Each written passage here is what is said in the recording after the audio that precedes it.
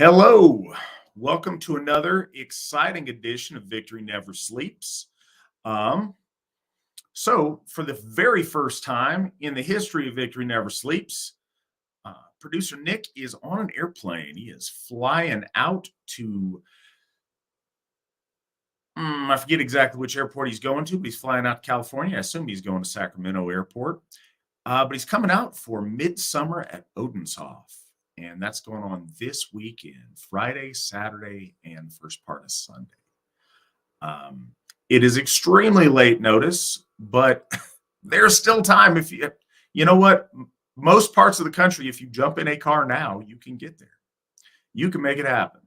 If you are interested, if you're kind of in the area, if you're still on the fence and you want to show up, there are folks that are there all weekend, and there's also folks that'll show up just for Saturday. So if you're interested, there is still time if you want to be at Midsummer at Odenshoff. This is our longest standing, what we call a national event. It's likely to be the biggest one of the year, but that's never guaranteed. We've had some close rivals before. We'd love to see you out there. It's a really special place, and there's going to be some really amazing people there this year.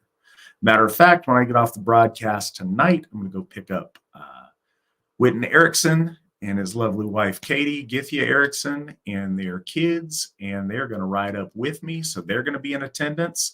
It's their first time out at Odenshoff in quite some time, so that'll be awesome. I believe this will be producer Nick's first time out there, so it's going to be a really neat event with some great folks. Love to have you come out if you can.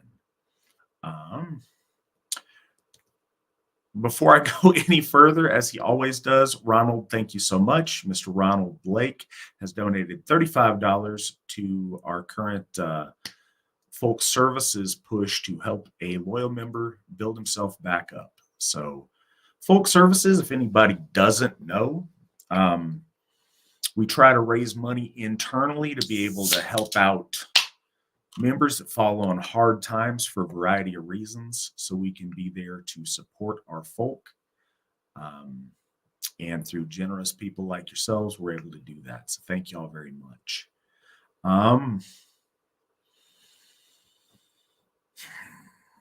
Please feel free to ask any questions you guys might want to. We'll see where the night takes us. This is kind of an old school episode. It's just me and Ashley chopping stuff up, answering questions, chatting, and having a fun conversation this evening. Hopefully you will all get to know a little bit more about her, what she does, and that's a neat opportunity.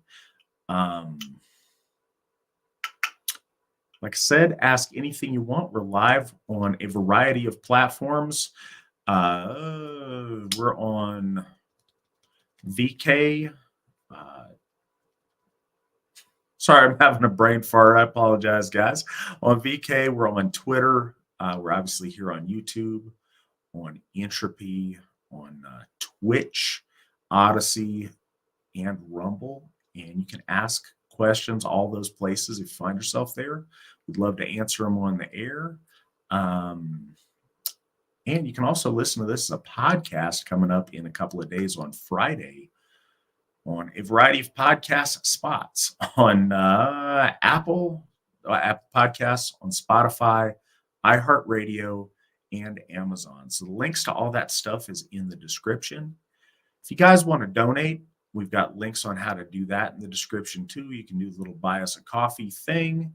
You can also donate at runestone.org. We have a donate link there. Whether you want to donate or not, I encourage everybody to go check out runestone.org. It is newly revamped, redesigned, and it's beautiful. Nick did a lot of work on that with the help of Madison East. They spent a lot of time and effort, and it's something we're all pretty excited about. One of the coolest features on there that I'd encourage everybody to look at, if for no other reason just to ooh and ah at it, is we now got a comprehensive calendar of events all across the AFA. So that's got the virtual stuff we do is in gray, and everything else is in color on there as far as upcoming things. So check it out. Likely there is something relatively close to you, and yeah, should come on out. If you're listening to this right now and you are eligible for membership, I hope you're a member. And if you're not, you should join up. We'd love to have you. We're doing great things. We'd love to do that together. So give that some thought. Plug-in stuff coming up. Midsummer's coming up quick. Still a chance if you can go to it. If not, our next event is Sigerheim, Sigerbloat at Sigerheim. That's coming up, I believe, the third weekend. There we go. Quick draw. Appreciate that. That's coming up on the 19th through the 21st of July. That's at Sigerheim in Jackson County, Tennessee. It's going to be spectacular. I'm excited to see you guys there. You got to see it for yourself, but it's a really special place, and we'd love to share that with you as we bloat for victory. And then following that, got a really big star-studded Freyfaxy up at Baldershoff in Murdoch, Minnesota. That's August the 16th through the 18th. It's going to be a pretty big deal. I'm going to be out there. My wife and child will be able to go out there for the very first time, which will be really cool to show that to them. Got some other special guests going to be in attendance. Law Speaker Turnage should be up there.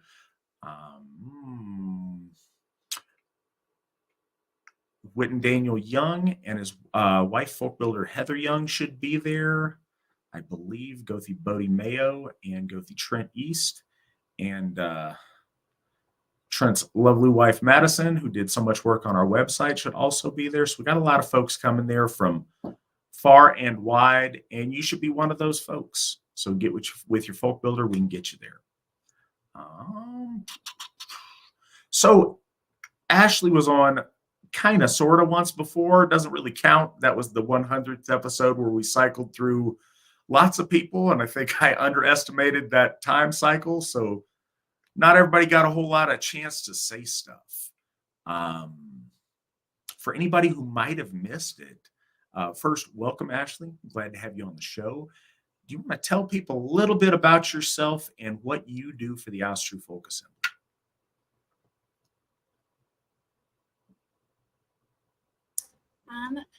I am Ashley. I'm up in Minnesota at Baldershoff.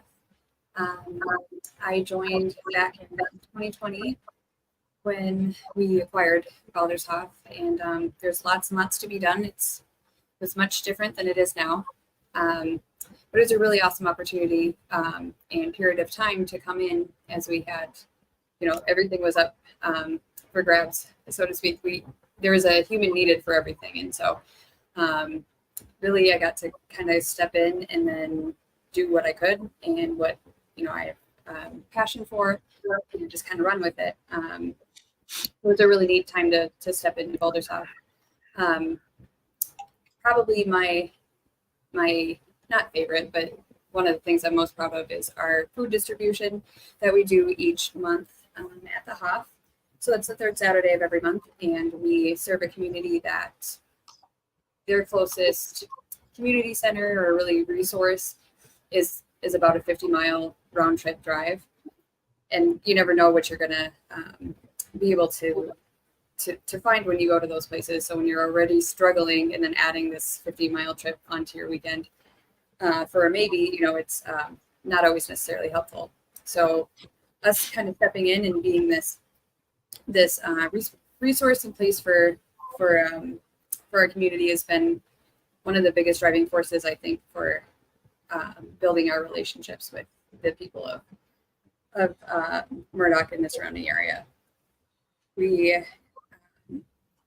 also have a back to school distribution and a toy drive that we do every year. The back to school is great because we get backpacks, we fill them up with school supplies, and all the kids get to come and pick their favorite from the community, and so it's neat. We like to do good. So I do that, and then I also just kind of have a hand in a lot of the things going on at the Hoff, whether that be events or in the folk building. And I'm also a mentor in the apprentice folk building program. So I have a few under me that I help do all the things to see if they want to be in leadership and if it'll work out for them. All right. Well, we're excited to have you on the program. We'll got a few questions lining up so far. Cool. From Folkbuilder Cody Clausen. Ashley, could you tell us a bit about your experience organizing the food pantry and the school supplies drive? Yeah, so I was touching on that before. At first, the kind of getting the ball rolling was a lot of happenstance, a lot of networking, a lot of just talking to people and things falling into place. And that's not ever a perfect, plan or formula, but it's just kind of how we had to go about things.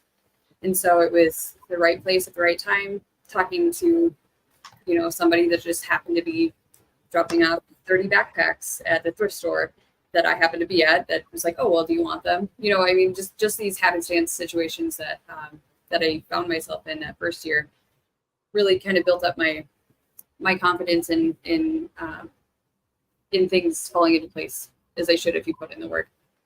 And so since that year, we've done a lot of outreach before, not the month of August, but, throughout the year. And so we gather donations, and then I just try to find the best deals around beforehand and try to get a good idea of what the community will need.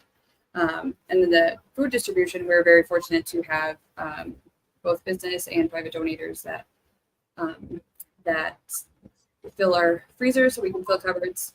And then we have a ton of help throughout the month from members. Or the Proudfoots are a cornerstone in that. They more often than not, there's just a short break when they had a baby, but they go every other weekend, pick up one of our biggest donations. And they do that because they want to. And that's, we wouldn't have near as much of a success as we do if it weren't for them, so there's a lot of moving parts.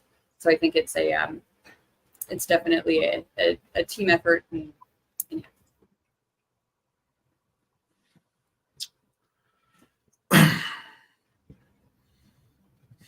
So, can you, for folks that may not know, can you give guys a little bit of a breakdown of Murdoch? Like, how big of a town is it? And yes, I know the answer to these questions, but could you tell folks how big of a town it is?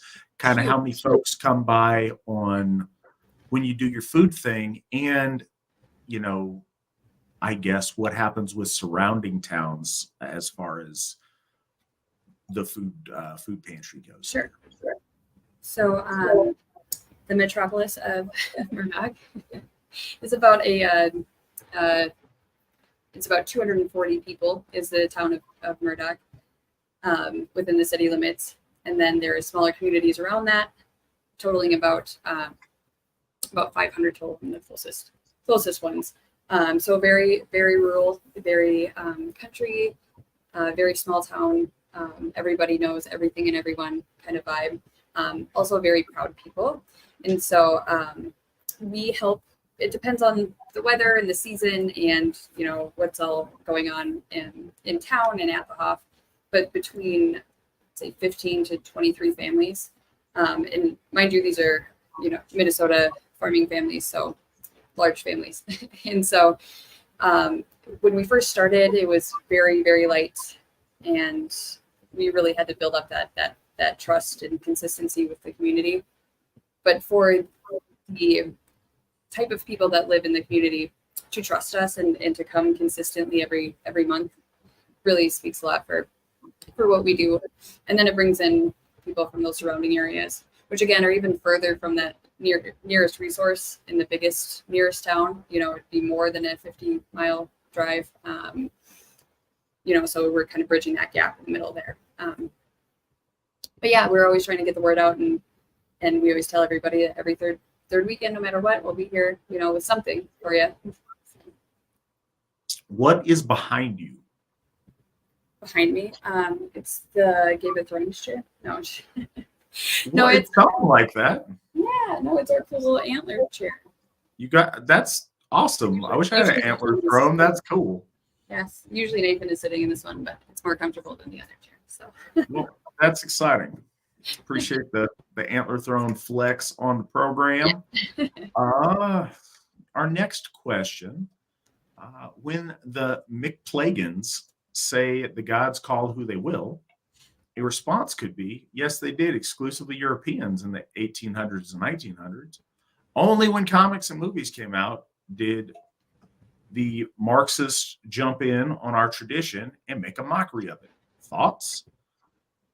Yeah, I have thoughts. Yeah,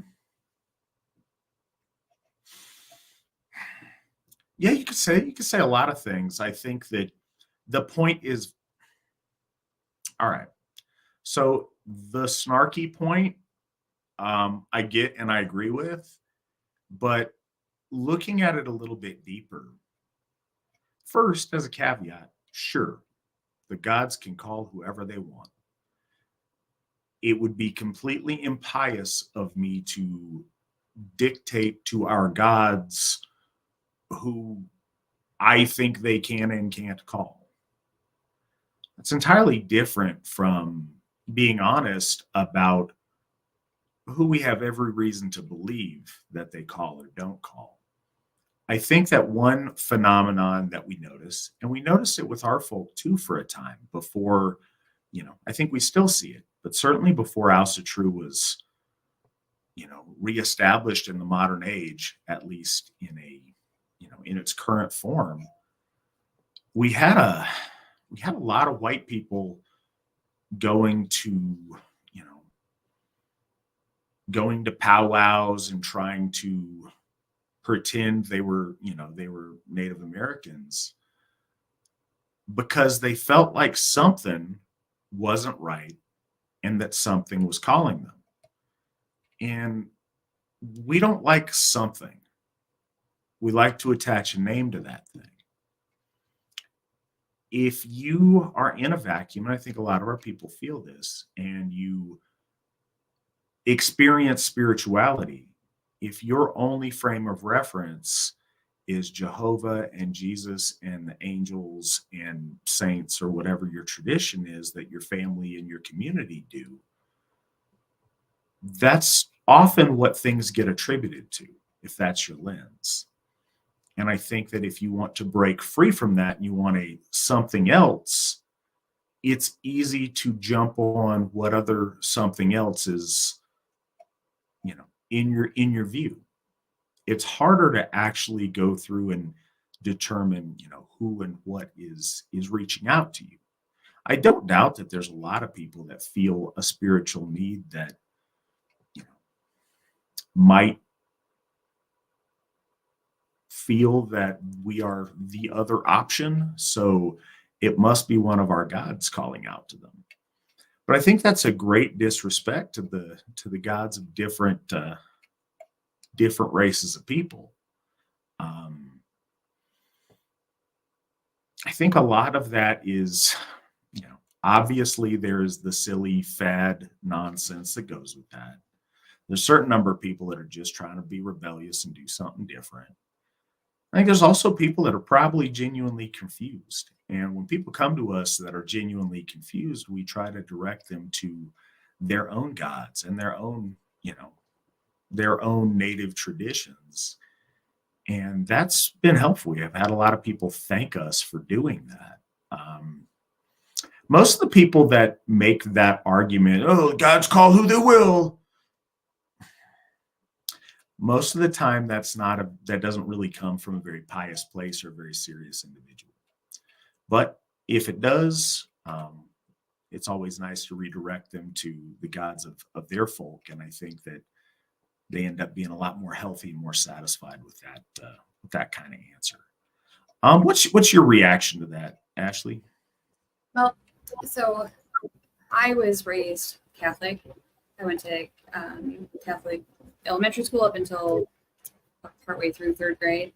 And during that time, I was so confused all the time. I was so disconnected. I genuinely thought there was something just wrong with me because I just didn't understand what was going on most of the time, and I didn't understand this, just this connection. And I felt just broken in that, and asking questions that in my situation were not met with answers, but discipline. And so there's always this void of the spirituality that I tried very, very, very hard to fulfill. I tried to fake it, tried to do all these things.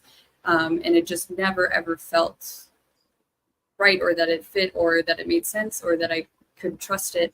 And that's from being a young child to a young adult. And in that, that feeling of wanting a spiritual connection, I then thought that I was just, well, then I just don't believe in anything at all. And then when I was introduced to Asatru, it was the first time that it clicked, and it was interesting, and I felt a passion for, and it was nothing that there was any other benefit for me other than learning about it. And that genuine connection, I think, happens for our people with our gods. I tried so hard in a situation that I felt I had to, and I went through the motions because that's what my family wanted me to do. That's what my community, it's just what we did. But there was a disconnect there, and so that genuine feeling that you are truly home is something that I think is unique. And so the gods call who they will, sure, but they will call us. So, I'll say that it comes, when I've heard that comes from a variety of circles. Usually it's not directly from other ethnic groups of people. Usually it is Wiccans and,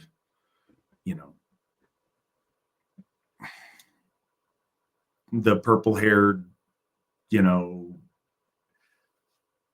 I'm trying to be kind, but the oddball set of people that just don't fit in and are very confused. Those people, in my experience, when they do become part of Asatru, or when they do something that they think is Asatru, they very quickly move on to 3 or 4 different things until, like Ashley said, they do find something that feels like home. And that's a little bit different. Gothi Bodhi over there in the comments says, a quicker, more direct answer is, it's usually the ancestors that call us home or redirect us to the appropriate course of action. And I do think more often than not, that's the case. I think beyond the veil, there's a lot of spiritual forces kind of tugging at you or affecting your life in ways that you may not know. And important influence, if you open your mind to look for it and to pay attention for it, is your ancestors. And very often they are the ones trying to call you back home. And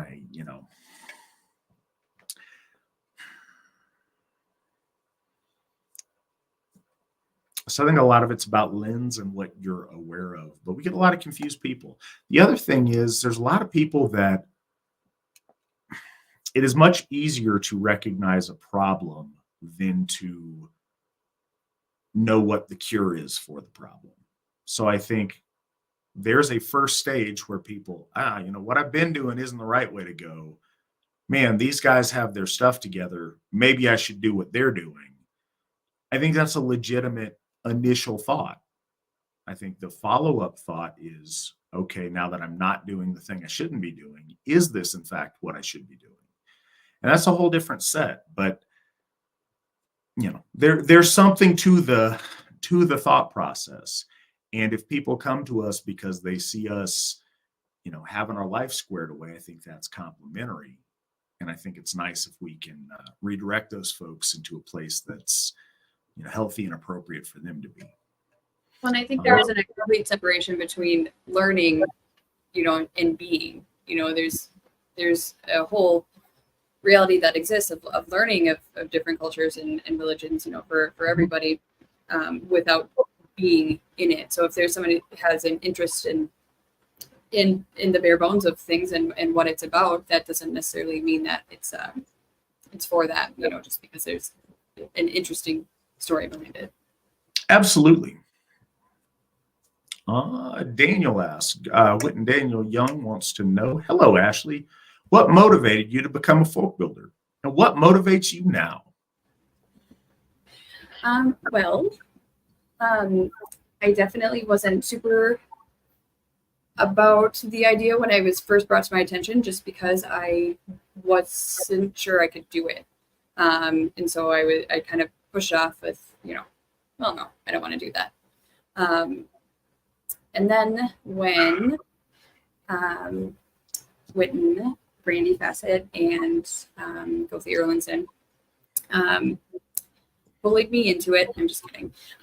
But seeing the progress that they were making, right in front of me in a very short period of time, and all the successes we were having there, and all the problems we were coming into with just getting an electrician and like all the little things that you need to do when you buy a property.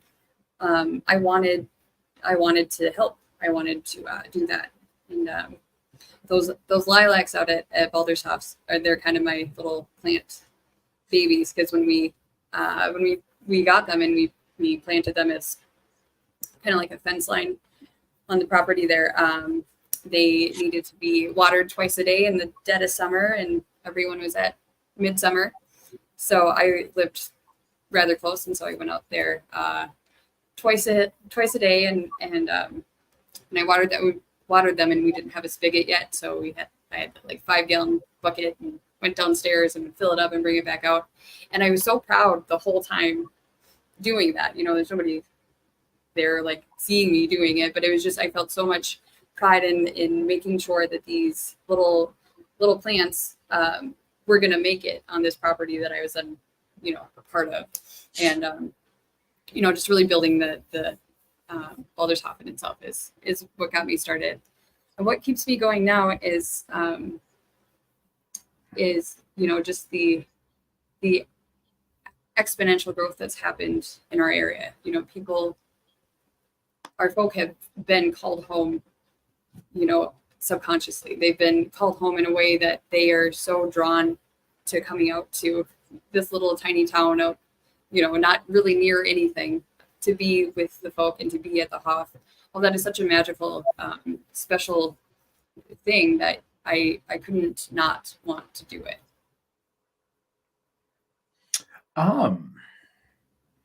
So folk builder Jason Gallagher wants to know, Ashley, can you talk about the virtue recovery meetings? Yes. So the virtue recovery meetings, we run those via Zoom every Thursday evening. It's 7 p.m. Central Times. It is it's an alternative to a traditional 12-step meeting. 12-step meetings are wonderful for many people. They really got me through some very hard times and to a secure space of recovery. They are technically non-denominational, but there are some specifics in there that do not fall in line with our beliefs. And so a lot of our people use a 12-step program, and then they feel like they don't really fit in. A lot of them have also evolved to, you end a meeting with saying the Lord's Prayer and things that we wouldn't be comfortable with. And it really keeps you at bay from the people at the meetings.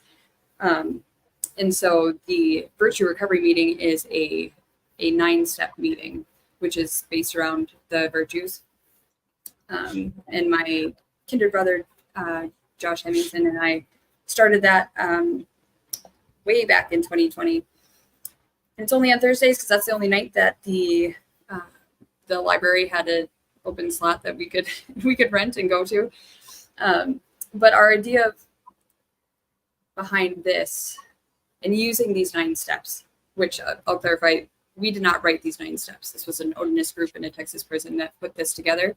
The steps themselves, how we formatted the meeting from those is what's unique to us. So we see addiction and whatever that may be, a unhealthy choice or relationship, or drugs, alcohol, gambling, whatever it is that you're using to make yourself feel better in the moment, but then is detrimental to your life. Instead of focusing on the thing and what happens when using that variable to make yourself feel better, focusing on the other side of it. So in theory, we have these 9 cups, and when they're full, then we're content, we're happy, we are our best selves and doing everything that we need to do. And when one of those is lacking, instead of filling it up with something on the outside to make ourselves seem whole, finding out why it is that those aren't full in the first place and what we can do within ourselves with the support of others, but really on your own to fill your cup up organically to get ourselves back to that healthy state, which is just kind of like an opposite, not opposite, but just a different way of looking at it than a traditional treatment setting. Taking the power away from the thing that we're using and more putting it on ourselves and what we need to do about us.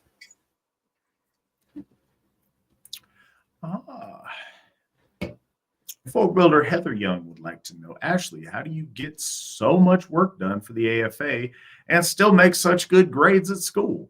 Please share your secrets. Quick trip donuts. No, I'm just kidding. It's funny to some people. No, I have an amazing support system. There's hard days and hard tests and hard things that come up. But at the end of the day, I have amazing support around me, from all the way out to extended family and friends and people I've known for years that have nothing to do with the AFA, but support everything that I do into my leadership in my district. Brandy is my peaceful rock that helps keep me grounded. And then I have my fiance, who is Kofi Erlandson, and he's a huge support and cheerleader and everything, and also somebody that I am able to be led by.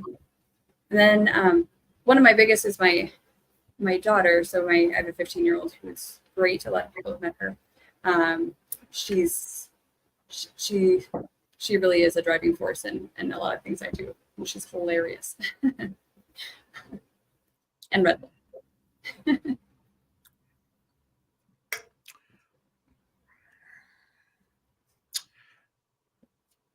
Sarah wants to know, folk builder Sarah Alt would like to know, Ashley, could you talk about some of your great experiences with the community in Murdoch and around the Hoff? Yeah, so I guess. So pin in that for a second, because I want to set this up for people who may not be aware. The media in Minneapolis got wind of our Hoff going in Murdoch, and everybody within a few 100-mile radius decided they needed to, I don't know, perch on the shoulders of it to get attentions and get stuff. So there's a lot of sensationalism, and we had this one instance of that was the Guardian doing a story on us, which, thank you, Guardian, that brought us a lot of members. But it was really dishonest. It was really dishonestly conducted all around. And one of the dishonesties in it was there was some claim that the Hispanic community was terrified of us. And like they had to put together their own little watching out for each other's kids, because I don't know, we were going to like make a stew out of them or something crazy and nonsense. And so I asked, I said, which Hispanics are these that are scared of us? Well, the Hispanic community. Yeah, cool. Like who? Yeah. Well, the Hispanic people. Yeah, I'm aware. We know quite a bit of them who's scared of us. And seems likely it was something that she just made up because she seemed very unfamiliar. But yeah, how has your interactions been with the town? And in specifics, have you encountered the terror from the Hispanics that the news talks about? Yeah, so there has been such great interaction because of what we had to go through to make those connections because of all the propaganda and ridiculousness. The only people that had a negative thing to say at first was, the outsiders, the people that were not in Murdoch at all or from anywhere near it. But it was 2020; they were at home. George Floyd just happened. Like it was all just this perfect storm to get people stirred up. So people were scared from media and whatnot. But at the end of the day, there's been so much honestly beautiful conversation that's happened with most every person in the town, which again is not, it's not tens of thousands of people. It's a very small community. And so we'll have often people that'll come through the food shelf line that don't want anything, that just want to say hi and say they're sorry and say thank you. We're sorry how everything happened and it was just kind of crazy and people are saying crazy things and just we see what you're doing and thank you so much. And and it's just great. It's just good. There's not been one altercation or incident or anything bad with the community at all. And no, I have not encountered one Hispanic family that was scared of us. I think you might remember the first Fall Fest at Baldershoff, and the first people to come over to get their backpacks was one of the larger families in the community. And there's the two younger girls are twins, and one loves kitties and one loves unicorns. And I had a kitty backpack and a unicorn backpack, and they were so excited and jazzed. And and mom was happy, and everybody went away smiling. So that's the interactions that I've had.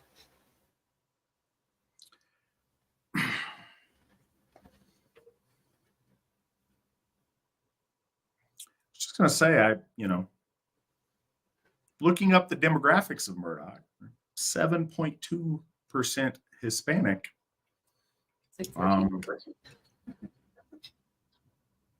I think more than 14 Hispanic persons come to the food pantry for counting the family, which demographics count, and is our neighbor that comes over and has beers with folks. I think that most of those numerically are accounted for being our friends, so it's interesting to know.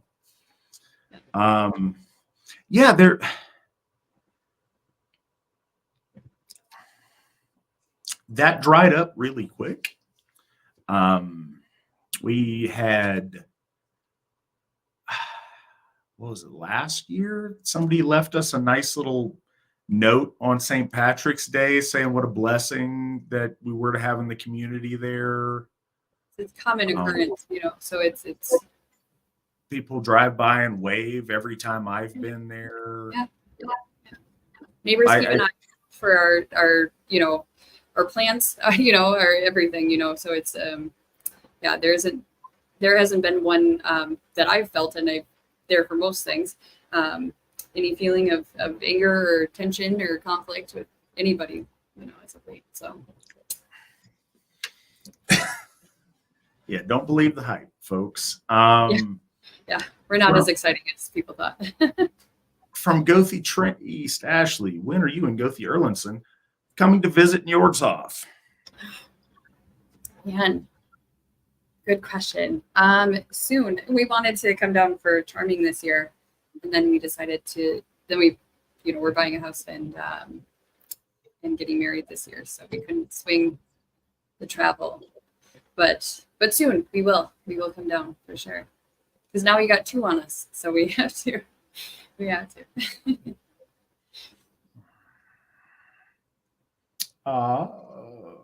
So questions about your necklace.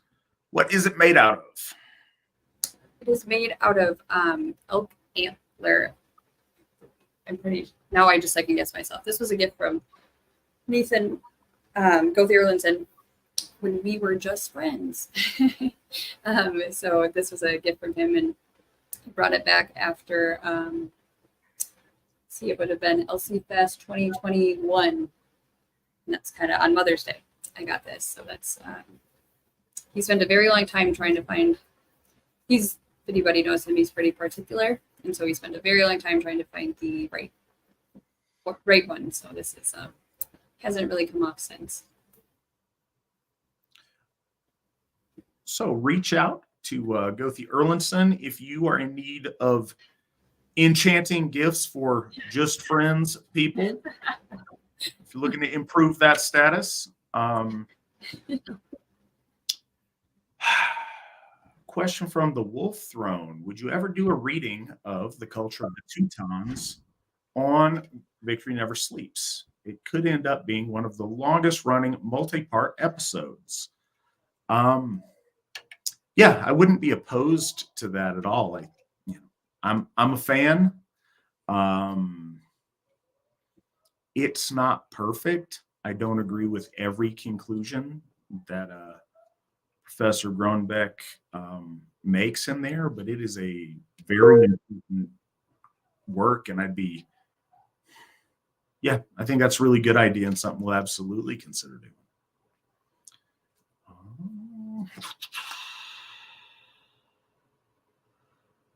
I'm just scanning for the questions over here.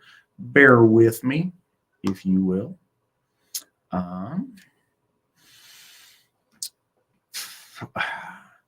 So, Ashley, you could take this first. What do you think of the race-changing trend? I guess changing your gender just wasn't enough. For those that may not be familiar, apparently transracial is a thing in some very mentally ill sectors of our community. So, and I'm not trying to like be super comical, but the first thing that comes to mind is there's a South Park episode about that where one of them, Kyle, I think, wants to be a basketball player and be better, and so then he gets this transracial, and then his dad becomes a dolphin. Like that's the whole premise of the show, and it's a hilarious cartoon. I think there's this push for extremism, to be as extreme and have as many jaws on the floor as you possibly can, and also this idea of being unsure of who you are growing up and figuring your stuff out, that is not a part of growing up, and that must mean something's wrong with you and you're something else. And as far as like the gender thing goes, there's irreversible choices are made at very young ages, and that's it's terrifying for young adults to and children to be given those lifelong consequences from those. As far as the transracial thing goes, I mean, I'm offended about that, because what do you do to become something else that seems pretty stereotypical for a course of medical care there?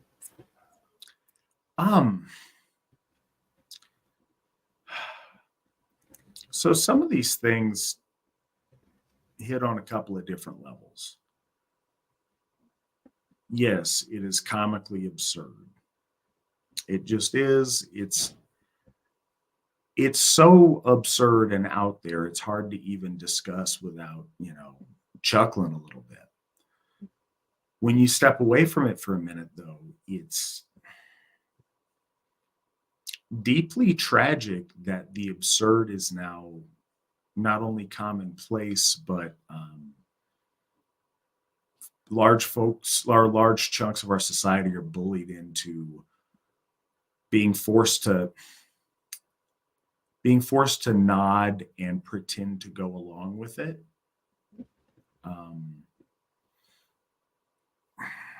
I think we've all, in a very different context, seen or heard stories about, people living in really extreme, like communist dictatorships, things like North Korea, to where if you don't actively stand up and cheer for crazy stuff that their supreme leader does, really bad social consequences happen to you, if not really bad physical consequences.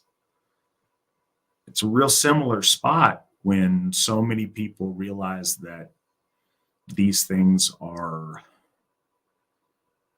mental illness run amok, but you're not really allowed to say that in a lot of places, or you fear for your job, or your ability to participate in society. And that's really sad.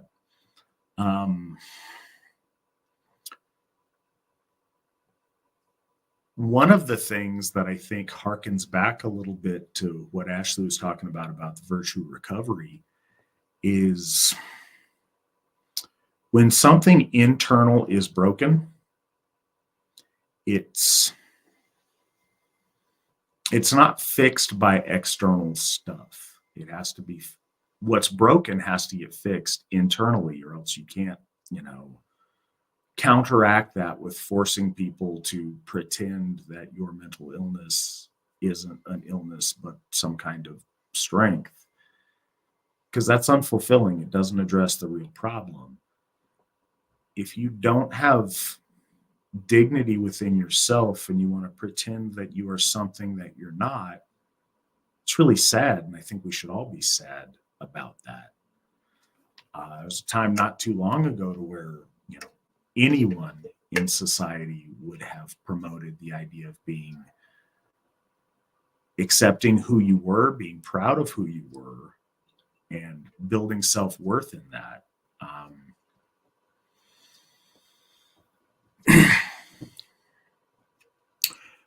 There was a time,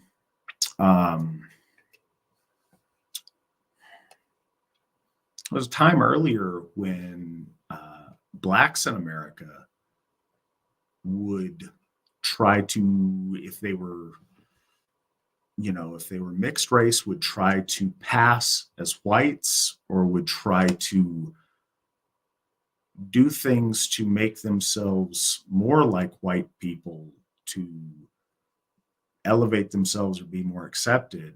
And we all were really sad that that was a thing, and that that's something that folks felt they needed to do, was to try to make themselves not who they were, because that was devalued. And it's really unfortunate when we see that going a different direction, that we have a really different and less healthy reaction to it. Whatever the case may be, having pride in yourself for who you are and building strength around that, that's real. And it's not an issue of pretend, or it's not dependent upon those around you pretending, going along with a delusion that you have. It's something solid that you can that you can take peace in and take comfort in. And it's really sad that folks feel the need to pretend that they're something different than who they are. And sometimes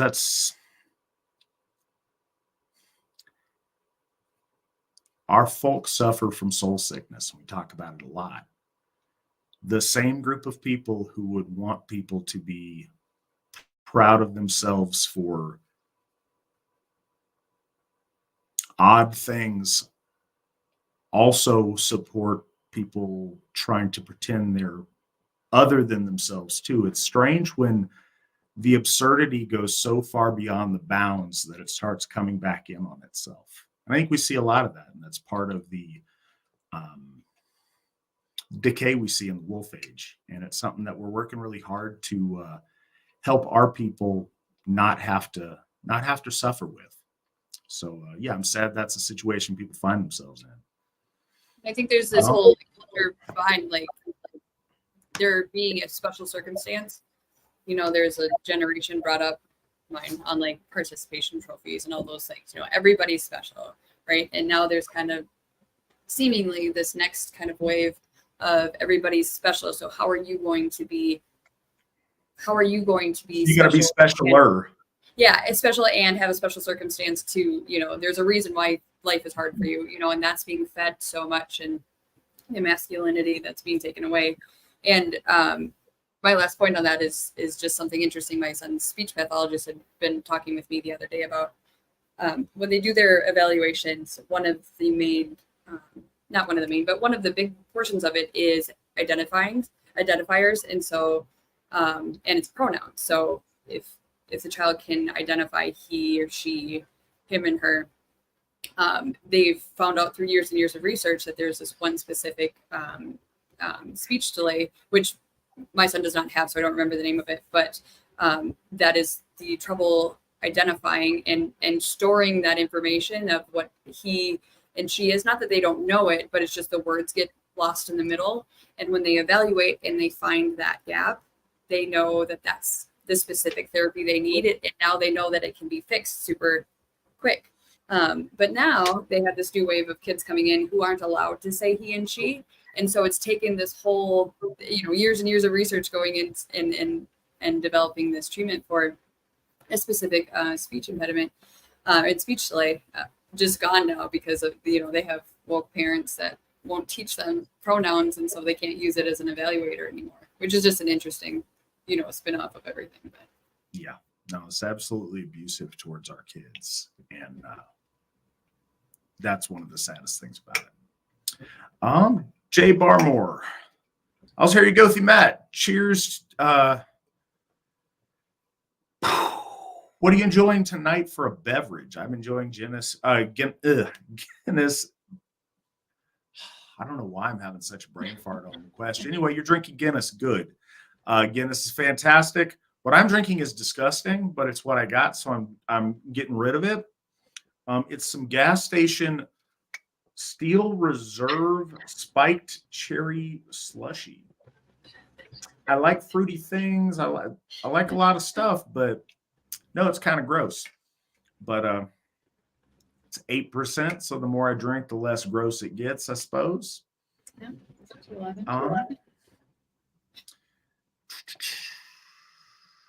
see where we're at. Oh, I should note, and I neglected to do so, we have got Sigerheim merch on sale now. There you go. Get your Sigerheim stuff. It's exciting. It's fantastic. We'd love to see you guys wearing that when you come out to Sigerbloat at Sigerheim here in July. Also, if you like the merch and you want to get more, it's the last opportunity to get the What Would Jason Gallagher Do products and the Owls Hear Your Gothic disapproval products. So get them while supplies last. And yeah, we appreciate you guys' support. Ashley, can you tell us about the Feast of the Einherjar? How many years have you hosted it, and where will it be located this year? Yes, so the Feast of the Einherjar, this would be the 4th running year that I'd say maybe the first year I was the least involved, but Nathan started hosting it 4 years ago, so it would have been 2020 or 2021. I'm sorry. So 2021 would have been the first year. It was great. It was quite smaller. We've moved it around each event, and so this year, and so they've been in different places. This year it will be in South Dakota. Information on that to come, but it's always a magical event. We've had so many people that have been able to attend it that are veterans and not, but it's a really beautiful time that I've been able to be a part of, to see our folk come together and have such meaningful conversation and frith and bloat and really get a good sit down period to just conversate, because usually it's a longer event. Feast of the Einherjar is held over Veterans Day weekend. Depending on where it falls, it's usually right on Veterans Day. But it is something that a lot of our vets identify with and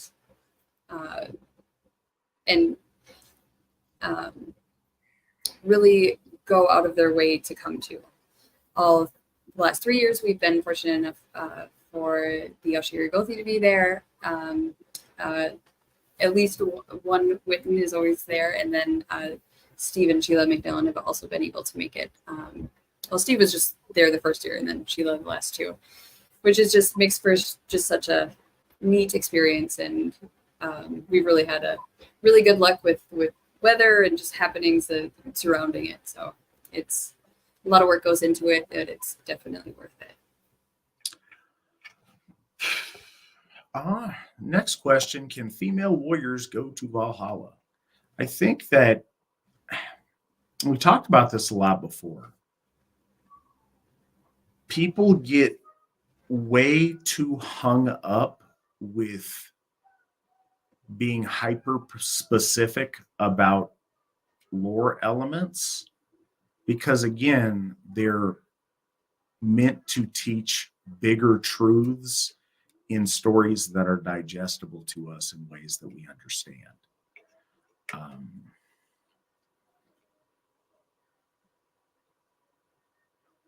First, the gods can invite whoever they would like to invite into their halls. They can cause ascension for any of our folk that they want to pull up to that next level and have commune with the gods.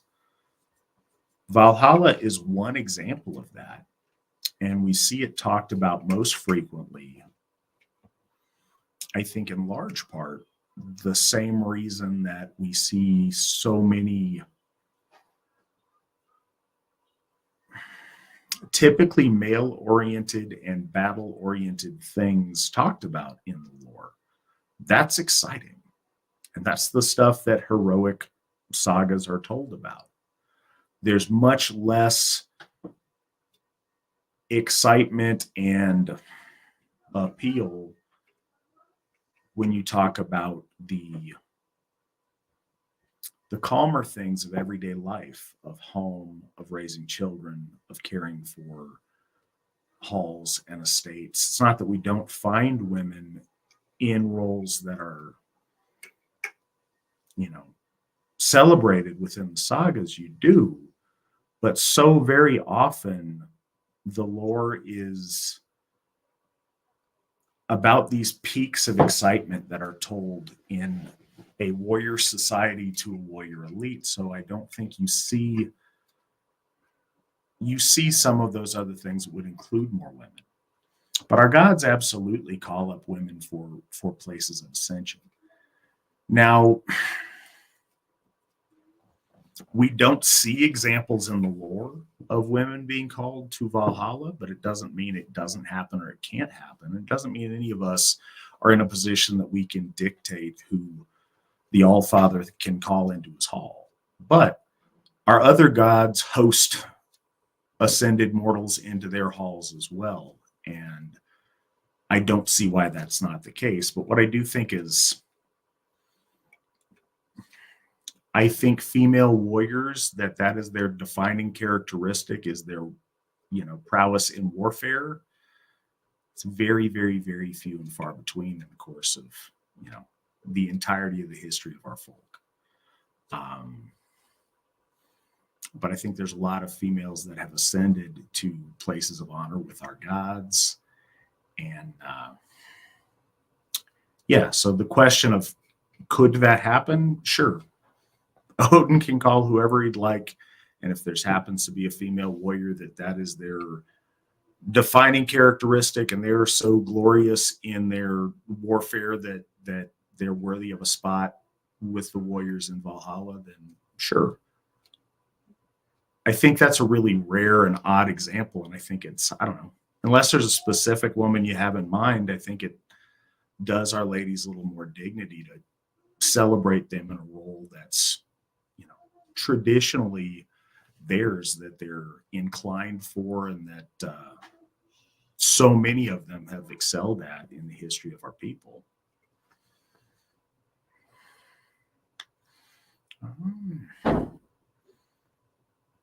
How will you celebrate Midsummer?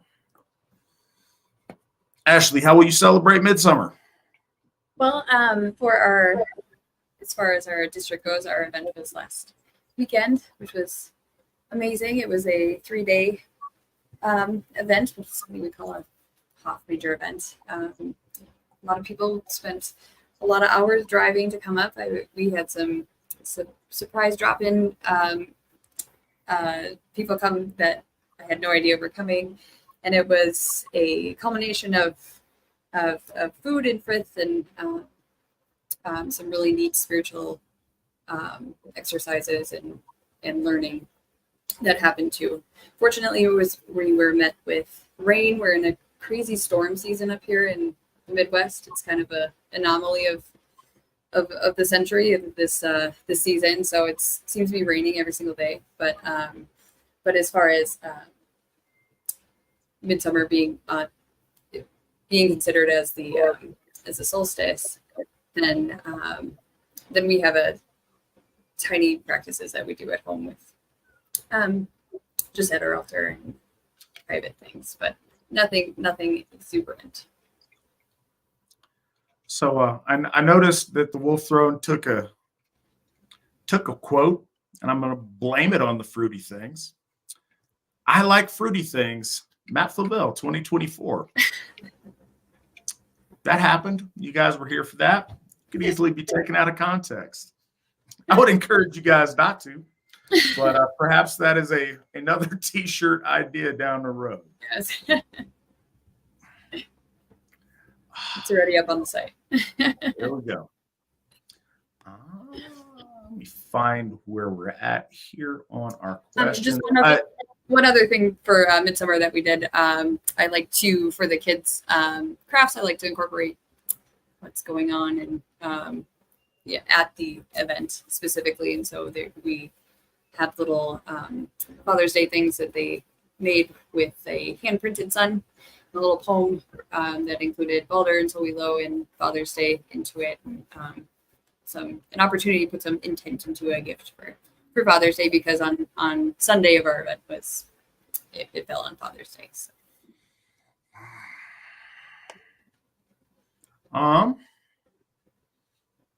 So I am going to celebrate midsummer at Odenshoff. Talking a little bit about it. It is the longest standing AFA national event. In the early days, the Asatru Folk Assembly their members kind of spread out, but it was disproportionately weighted in and around Northern California. And so started out as Midsummer in the Sierras.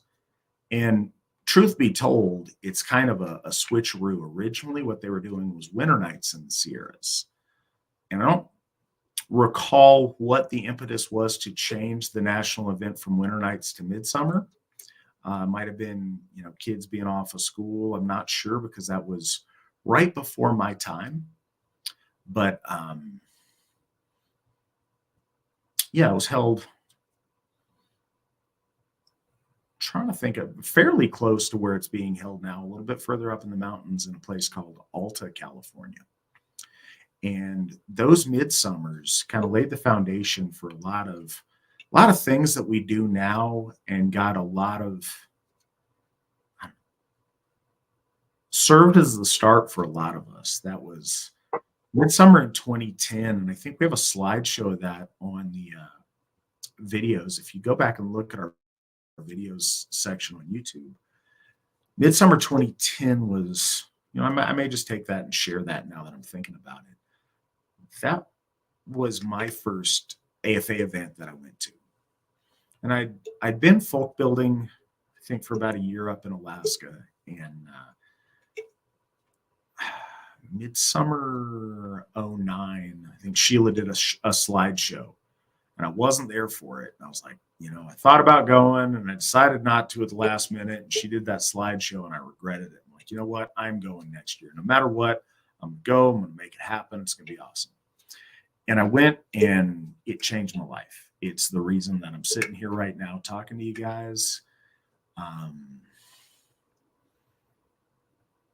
It literally changed my life. It was that cool. It was the first time I was, around, a room full of, or a, area full of people who shared our faith.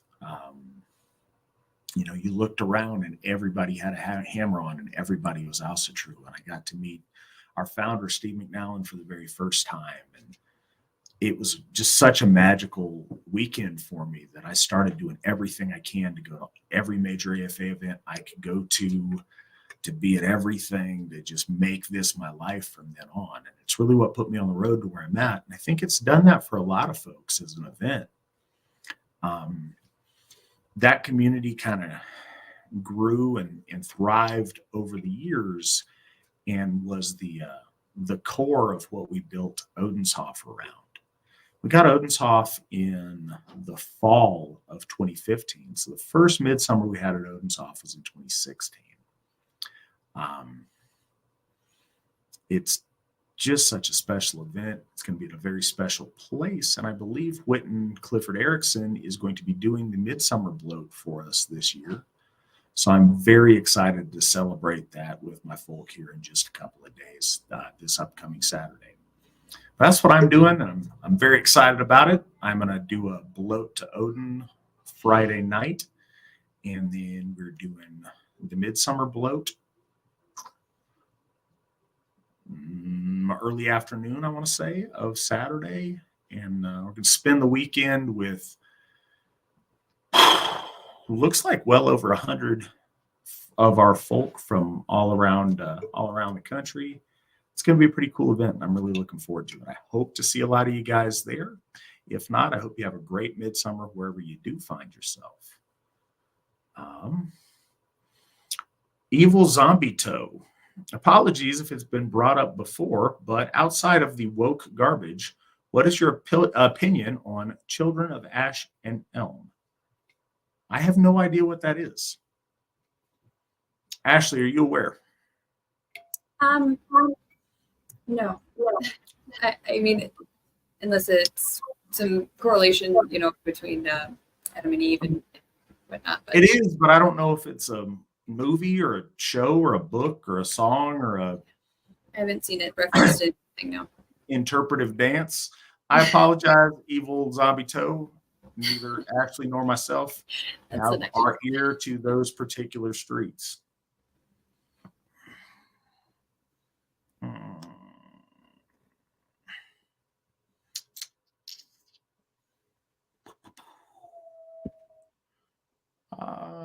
Matt, would you ever run for president?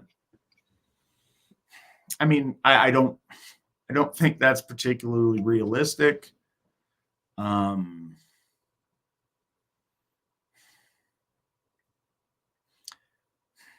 I guess I'm not opposed to the concept in an alternate universe where that was a thing.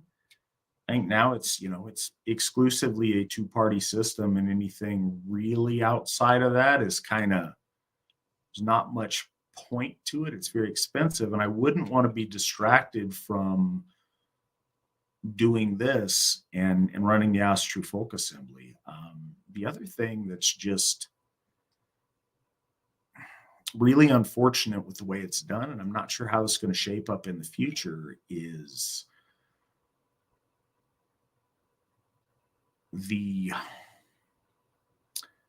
media is so, I don't know, just vicious in the trying to find every possible thing you've ever done wrong in your life and exploit it situation, that it's really hard to ever get anybody worthwhile to do that who's lived a life. It's always these, pretty milquetoast kind of folks that don't have anything going, one way or another, that seem to be attractive to make it through the system lately. So I don't think that's a realistic option. Yeah, I don't, not that it's a possibility of ever happening, but I don't want to say no just out of principle, but I think that's highly unrealistic. But I appreciate the support of my would-be candidacy. Can you both talk about the importance of moots and what has been your favorite moot so far? I can go first. So moots are important. For those who don't know, a moot is a get-together. It can be lunch. It can be a something going on in the community, a fair, a talk, a book release, something. or it can be hosting people at your house. And it really brings, instead of just, and I say just slightly, but instead of the monthly events that we hold at the Hoff, which are in the same place every month, kind of same times, instead of that being the only, scheduled interaction that we have all these different things going on that are smaller, that are more catered to likes and needs, and children based or not, just lots of different things going on to really make your Asatru life part of your everyday life. It's not just this one thing that you do. It's your friends. It's going out in the community. It's going to that show that you wanted to go to. It really is incorporating everything. And I think to date, my favorite move probably have to be the one that Folkbuilder Jesse Schaefer threw in Aberdeen, South Dakota.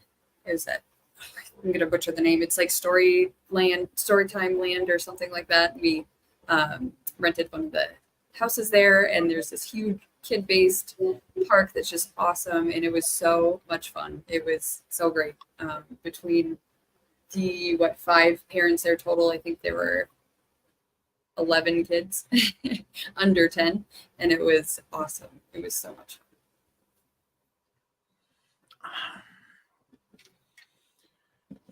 So talk about national events, and those are kind of well defined over the course of what the AFA does, and now those are almost always at our Hoffs. As far as moots that I've been to, they're first, the importance of them. They're extremely important. If you look at any of our social media or here on YouTube, I share pictures of them all the time. There's bigger ones or smaller ones. There's a lot of different settings or things you can do, but at its most fundamental level, it's a group of AFA members getting together to do stuff. Sometimes they're just fun socializing and getting to know each other. Other times they include a bloat and a stumble and are more worship related and kind of overtly Asatru. But they can take a lot of different shapes. I'm trying to think of, one in particular that was like, my favorite I've ever done or favorite I've ever been to.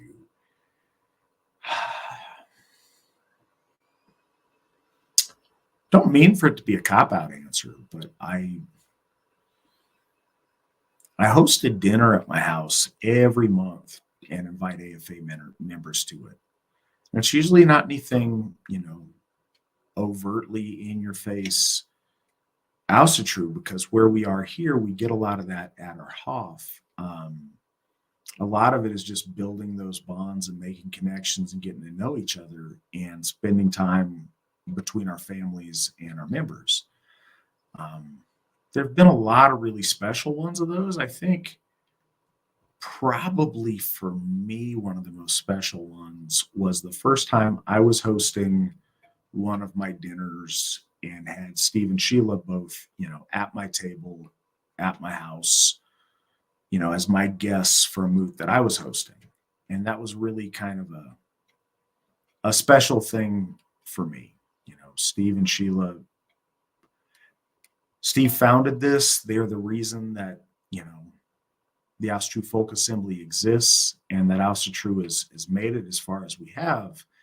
And very much the folks that, so many of us looked up to when we first came home to Asatru and found the gods and found our way home. And having our founder and his wife at a moot at my table as my guests, that was really special to me. So that was kind of a nice one. But there's different ones that are special for different reasons to different folks.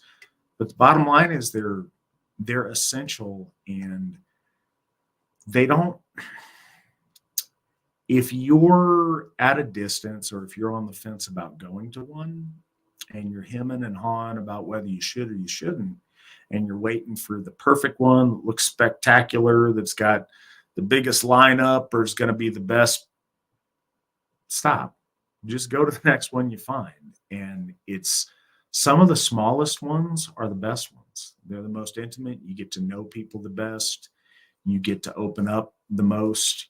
Large ones are awesome because it's great to have so many people there together.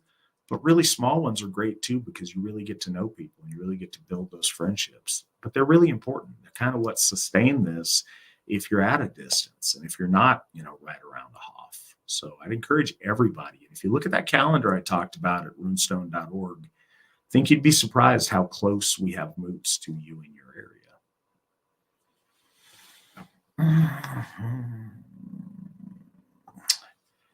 Ashley, what do you look forward to most with your upcoming Asatru wedding? What may your day look like for those who haven't seen an Asatru wedding? Congratulations, lovely lady. Thank you.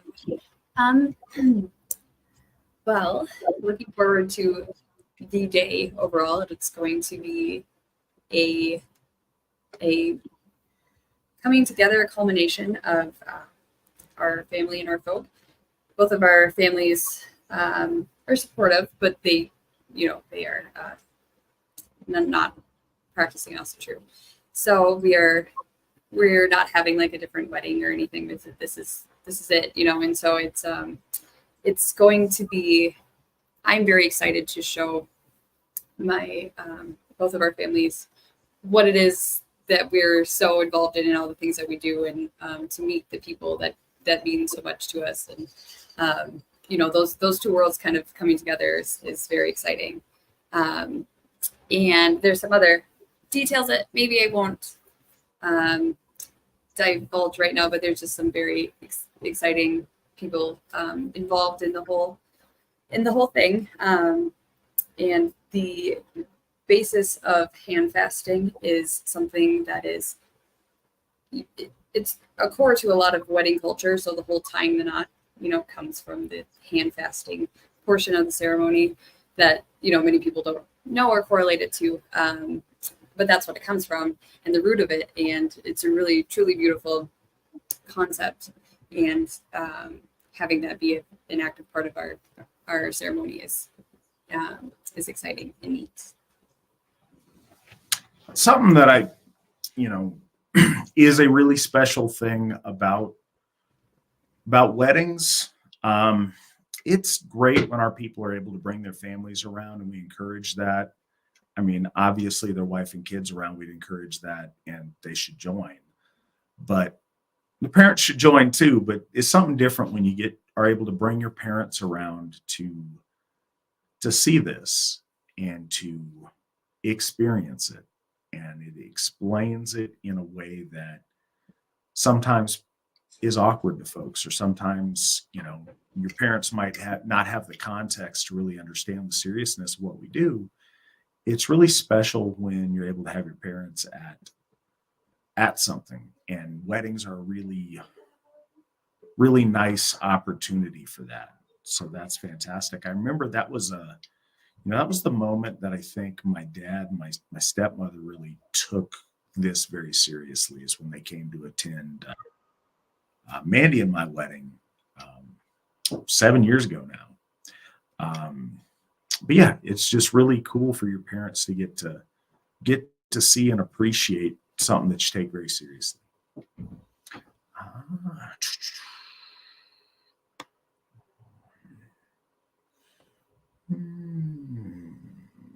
Oh, okay. So we have a question. Has there ever been an AFA member that has run for a place in politics? I'm going to say yes, because I think the odds are that that's been the case for some minor office like school board or, zoning commission or whatever, but not that I know of. I don't know of any specific case where any AFA member has run for an elected office.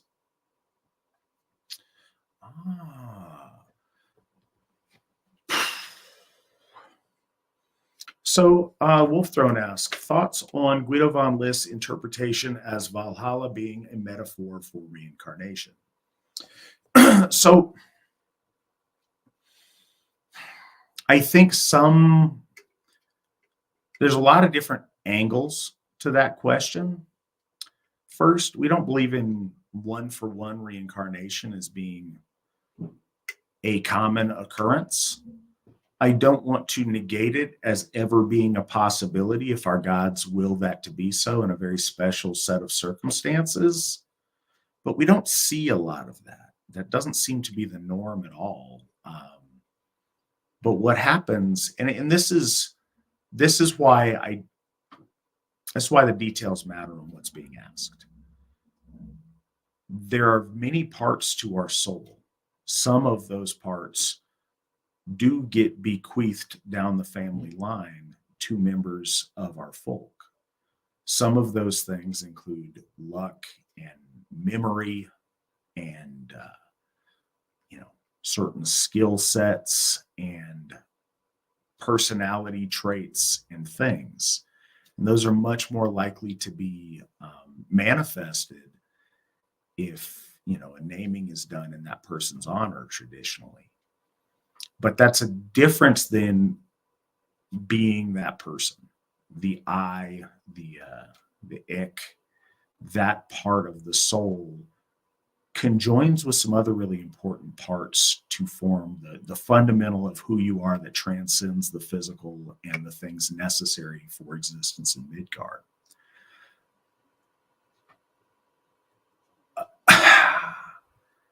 We absolutely celebrate Meister von List as a hero of our faith. His initial awakening started a lot of what we did and what we do.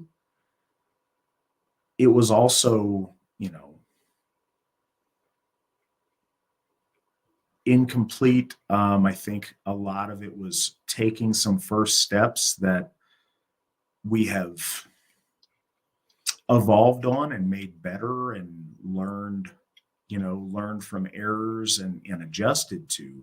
And it isn't a criticism. We all start at different places, but a lot of what he was working with were Eastern traditions where full reincarnation was a very, very common thing.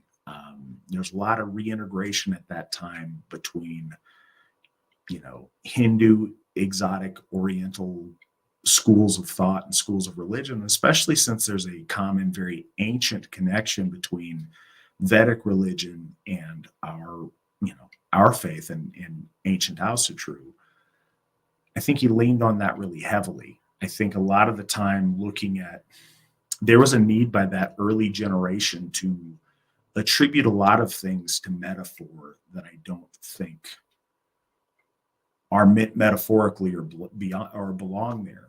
But you have to understand this is a generation of people that were awakening from, in Austria, 1700 years of the unhealthy spirituality for our folk of Christianity, and they were trying to do a lot of mental gymnastics there and breaking from that. And I think a lot of those things are a result of that. So no, I don't think that that's what Valhalla is about, is a metaphor for reincarnation. And I want to kind of pair this with the follow-up question. Guido von List calls Surtur the unrevealed God, the great spirit, the Holy Spirit, and puts him even higher than Odin in the hierarchy. Thoughts on this interpretation? Well, obviously, I don't agree with that interpretation. I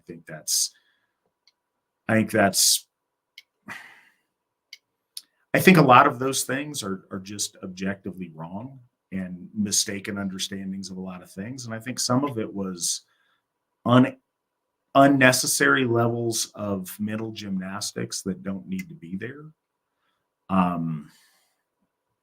I would never claim to be an Arminist or to buy into a lot of those more out there theories that came in those circles. It's hard when you go back, because this is one of those things that hasn't been a linear progression. So it's really hard to when what we have as a point of commonality is the big religions we're familiar with, like Christianity, Judaism, and Islam, their claim is that it's always been perfect. Everyone who's ever come before is perfect. Those who follow are perfect because everything they ever said is direct revelation from their God. And that's not something that we believe in our faith. We have a lot of mortal people that are doing their best to understand our gods, to learn from, and to develop wisdom in our faith. And our faith grows and evolves in a natural way. And I think that's very much the case with all ethnic faiths that I'm familiar with, aside from Judaism, which the other two that I mentioned evolved from. So we're not pretending that everyone who's come before has had it just right and perfect. No, we evolve all the time to come to a better understanding. We have so much more available to us now. And we've got, since Meister von List's time, we've got, depending what part of his life, we've got 100 years of gift cycle with the gods that we've built and learned from, and 100 years of our gods exchanging and giving to us blessings and wisdom and helping us come to a better understanding of their truths. And so I don't buy into that either. I obviously am very opposed to, the, I don't know, I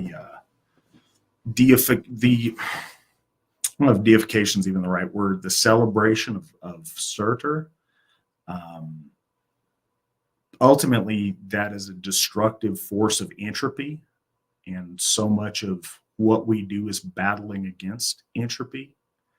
It's very obvious if you read our lore that our gods are in a constant battle with chaotic forces of entropy, and to escape that, it's one of the things Asatru doesn't, and I think this is kind of how do I want to put this?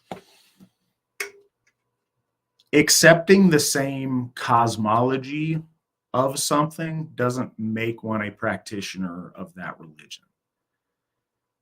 It's hard because using the term Satanist, it's come on with an entirely different meaning at this point, but like literal devil worshipers are in the same, they accept the same cosmology as Christians do, but they're clearly on the other team. Those are two very different views of the world and two different religions with two different allegiances. Understanding our ancestors' cosmology doesn't automatically make you Asatru. Being loyal to the Aesir makes you Asatru. And that means, being on the good guys team and not on the bad guys team. And I hate to simplify it that much, but I think it really starts from that level of simplicity, and you work from there, and it's worthwhile reducing it down to that. I think there was and still is a current to where people like to go way farther than necessary to try to come up with innovative theories or rationalizations on things that are sometimes very, very simple.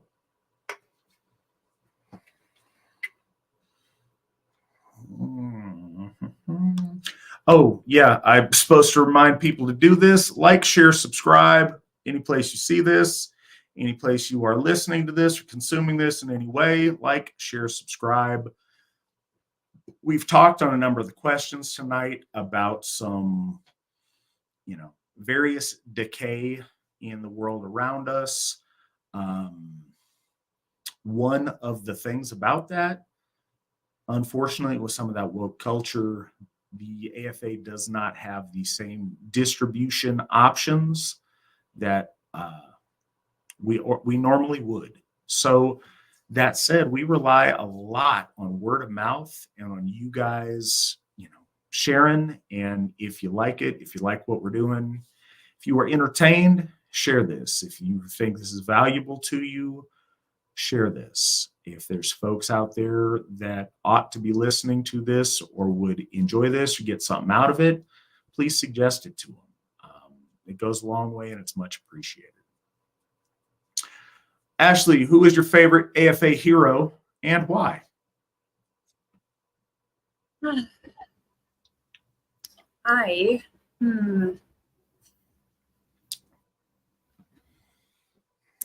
Well, I guess probably I'd have to go with a toss between two in my head. Road the Strong is a story that I've been told since I was very young, from my grandma, my grandma Weiss, and so it's a story that I've known for a long time, but not the details or basis of it, and the sheer defiance and just devotion to being true is being right, and no matter what, holding true to that is something that I don't think exists much in people physically anymore, and is something that is an embodiment of everything that we a metaphor more of everything that we're doing moving forward. And even though it's so much easier to put your head down and not have the conflict or the or the tension or the questions that comes along with being something other than the three mainstream, for the greater good and for the sake of our people and the gods, is something that I didn't know that I agreed with for so long, because it was just a story that I was told when I was a kid. So I'd say that's what I'd say. All right. I don't know. There are a lot of very inspirational, heroes. The one that stood out to me in kind of my first,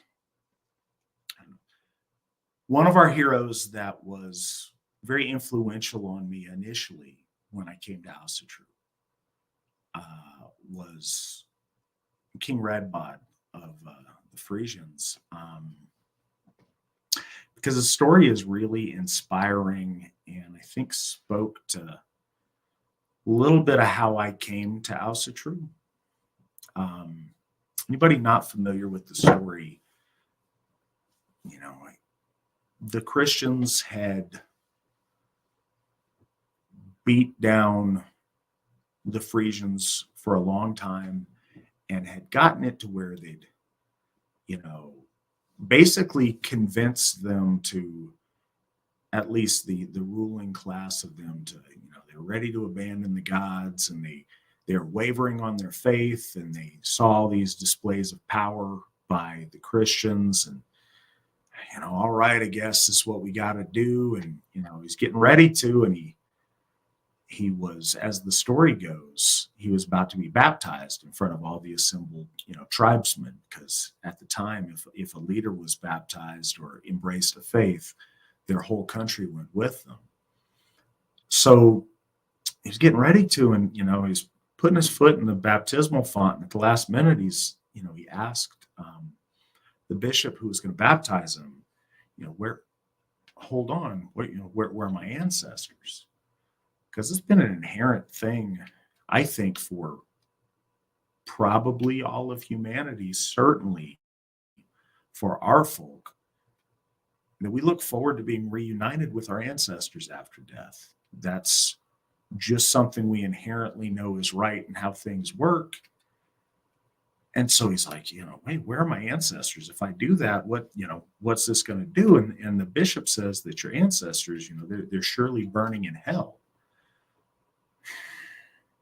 And he thought about it, and he took his foot out and he said, as has come down to us, he said, I'd rather burn for eternity with my ancestors in hell than to be in heaven with a parcel of beggars.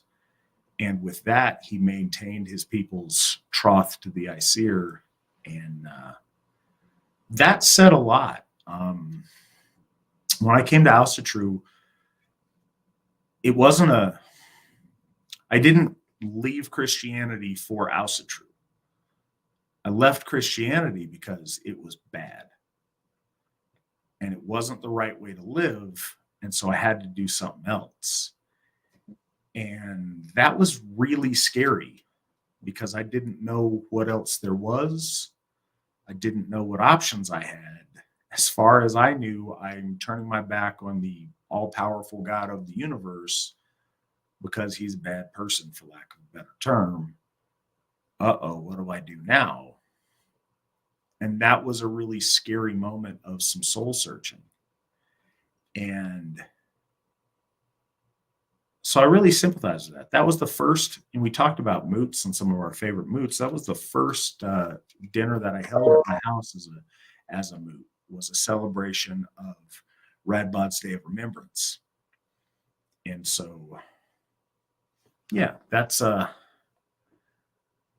probably my favorite. There's a lot of heroes that are, I really like. That's probably my favorite. My favorite of the AFA's heroes. What else we got here?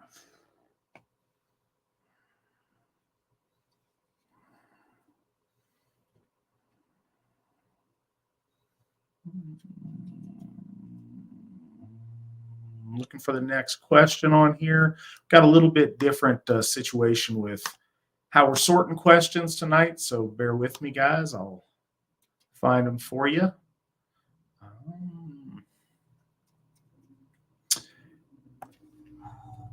Okay, so can you touch on why it's important to treat the gods as persons and not as some thing to gain some sort of personal benefit from?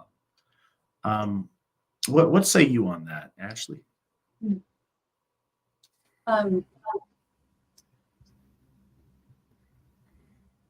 So again, just relating it personally. So growing up Catholic, there is this fear a lot that's instilled that there's this entity and being that is mysterious, that knows all, and will smite you if justified. But it's this whole idea and a blind faith in it. Then coming to Asatru and there being real stories in the lore of the gods that are relatable, that are things that when Frigga feared for Balder as a mother to a child, even though they're the gods, they still hold this true emotion in reality that makes everything that much more significant when you're on your path and connecting with your deities.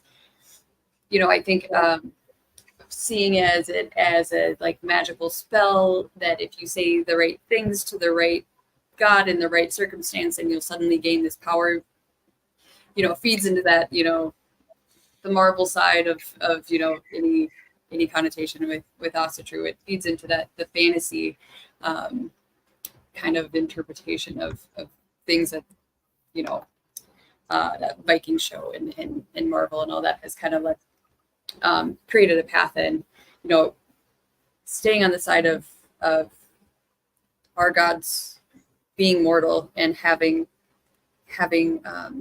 true passion and pain and everything that goes along with that. Makes it something that you can actually be devoted to.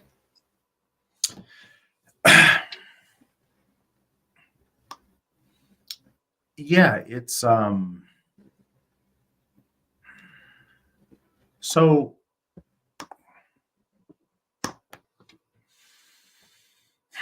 it's not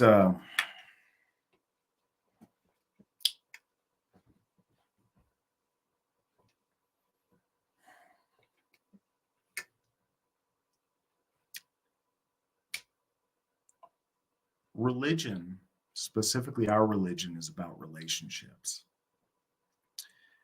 It's not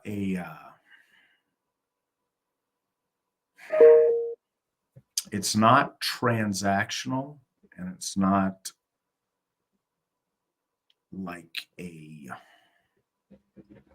mathematical process, like I'm trying to think of the way to equate this, but certainly a lot of new age things, they invoke the gods or work with the gods to do this or that. Firstly, no, they don't. Secondly, to presume that they do is just disrespectful. But thirdly, it doesn't work that way. If I do the right dance and the right sequence of stuff, that doesn't give me power to command gods to do things. That's dumb. And first, that's just not true, and it's absurd on the face of it, but it's also offensive. It's about the building of relationships. That's the difference between the gift cycle and something much more transitional. Or not transitional, transactional. It's you share gifts with your friends and family that you care about, and there's reciprocity when gifts and when hospitality are shared. The person who it's shared with then, is motivated to extend the same to you.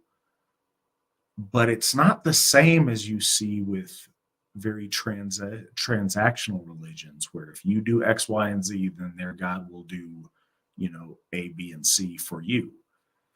That's not what it is. It's not a business arrangement. It's not a mathematical, the gods are not a blessings machine that if you enter the right currency, you get X, quantity of blessing from. Even approaching them with that interaction is offensive on the face of it, just like it would be to another person. We've always related to the divine in the sense of them being our family, and in many ways, we consider them our most ancient ancestors. You would never interact with your family in that way, or if you do, that's the result. That results in a lot of family dysfunction.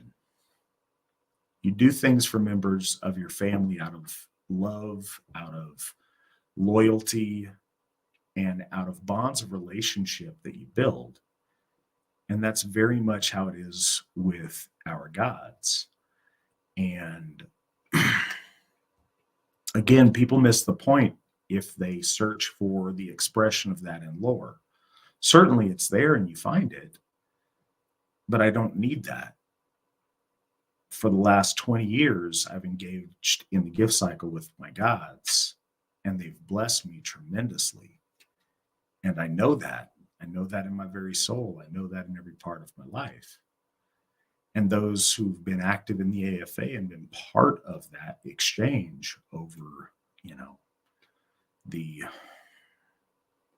we're in the 30th year of existence as the AFA. And some have experienced Asatru even before that with our founder, going all the way back to 1968. Those people have experienced the gods in their life. It's very much about that. And once you begin to approach them as beings with will, with thought, with personality, then you really can experience that relationship, because it truly is about relationship building.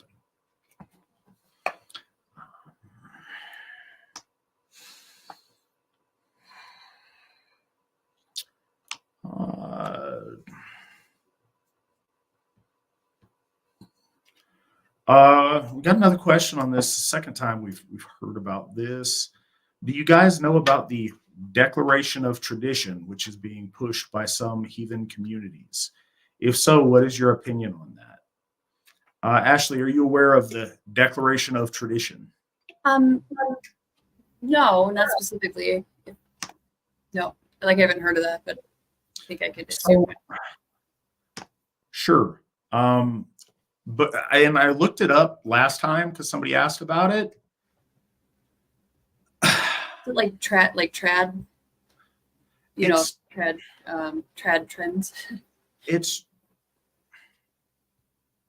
basically a group of people that I haven't heard of before, trying to get a bunch of different folks that claim to be some form of Asatru to sign off and agree on it. Kind of like Declaration 127, but it's not a woke, like gross document. It's about a lot of pretty good traditions. It didn't look bad from what I saw. Is it controversial? Is there a reason it's being noticed? I don't know. That's the thing. I don't,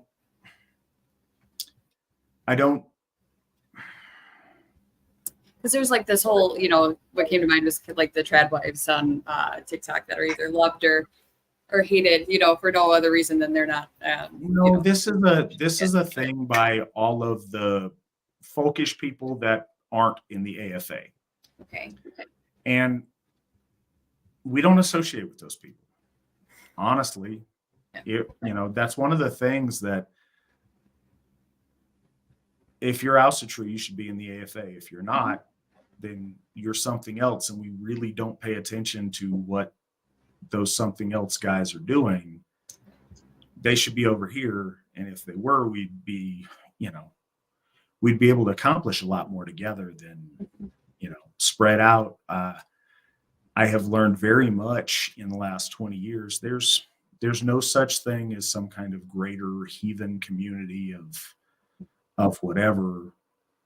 There's really not everybody being on some kind of team that's moving forward. It really is the Asatru Folk Assembly or all the people that don't want to be part of the Asatru Folk Assembly.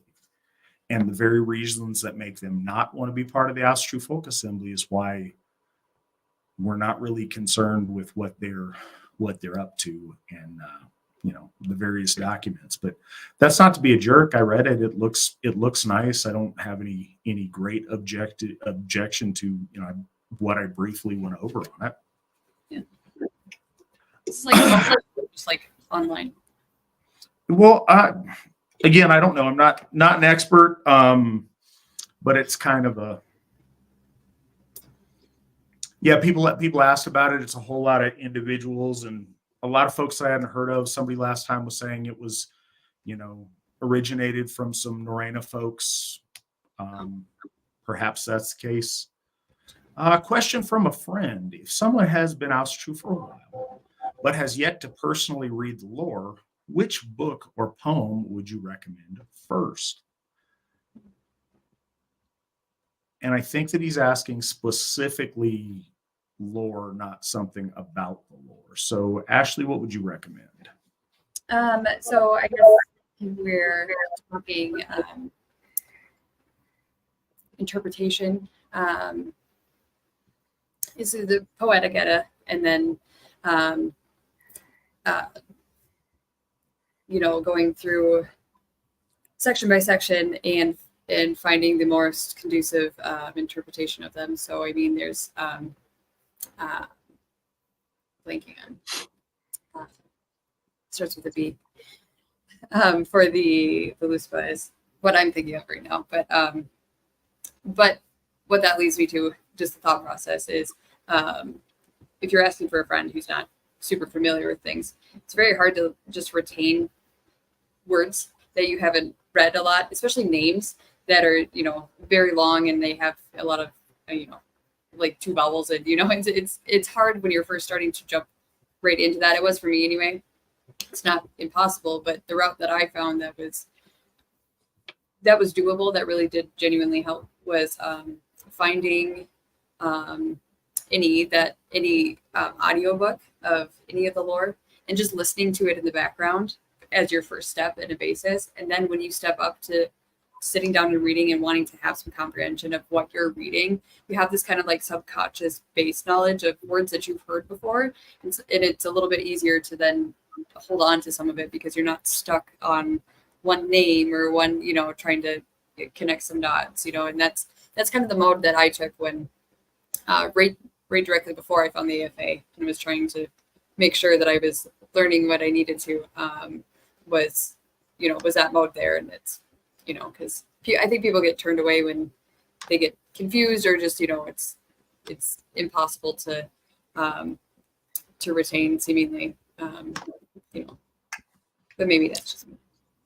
Yeah, it's a challenging question. That's one of the hardest things as far as somebody who just gets involved, if you want to jump right into the lore, is our lore is all based on and was written for an audience that was already very familiar with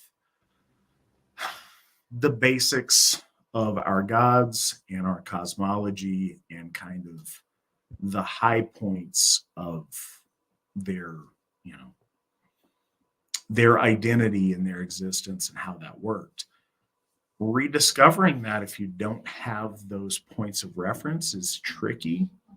So I would suggest that whatever your friend reads, that they, keep the, and honestly, it is what it is. Keep the Wikipedia in one hand and the book in the other, and take the time to go down the rabbit holes.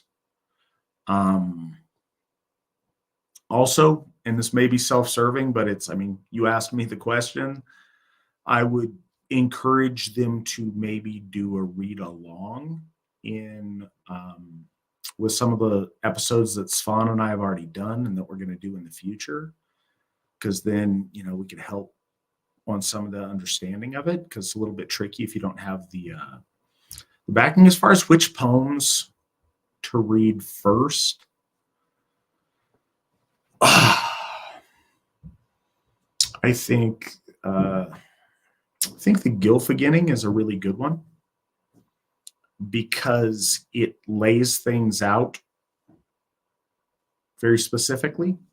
I think the Volusbau and the Gylfaginning would probably be the two that I would suggest off the top of my head as far as Eddic poems that I would suggest somebody read first.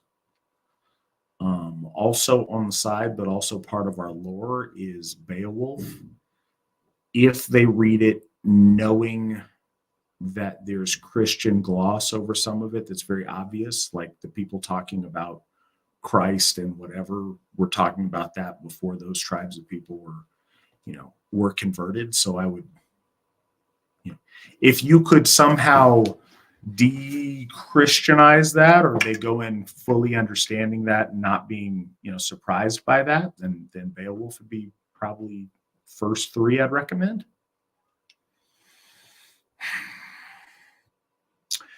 Matt and Ashley, what is the Asatru stance on fate/destiny versus free will?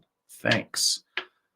That is something that, like reincarnation, I think is often misunderstood in Asatru.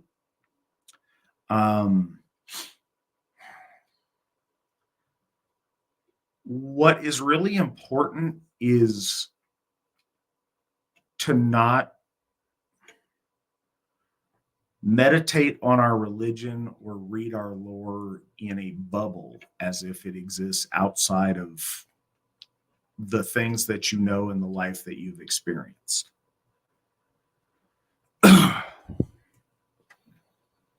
Free will is absolutely a thing. You know that. We all know that. We all know, and if you take it to its most basic level, what are you doing right now? Are you picking your nose? Did the Norns really weave in that you were going to pick your nose right now? Or did you just feel an itch or something going on that you needed to scratch it? It's kind of ridiculous to think that every little anything is somehow written in fate. And it's also a very convenient excuse not to take personal responsibility. So much of our lore is very much built upon the expression of will. Will has no meaning if there is no free will. I was going to try to look for something else, but if will doesn't exist, then will doesn't have a meaning. Will and heroic action are kind of the point of so much of our religion. You can't have heroic action. You can't do something heroic if there's no free will. One of the key things, and one of the things Ashley mentioned earlier in the program with the virtue recovery, is you don't just let go and let God or whatever, or let Jesus take the wheel or whatever that is. That's not what we do. It's very juxtaposed to what we do.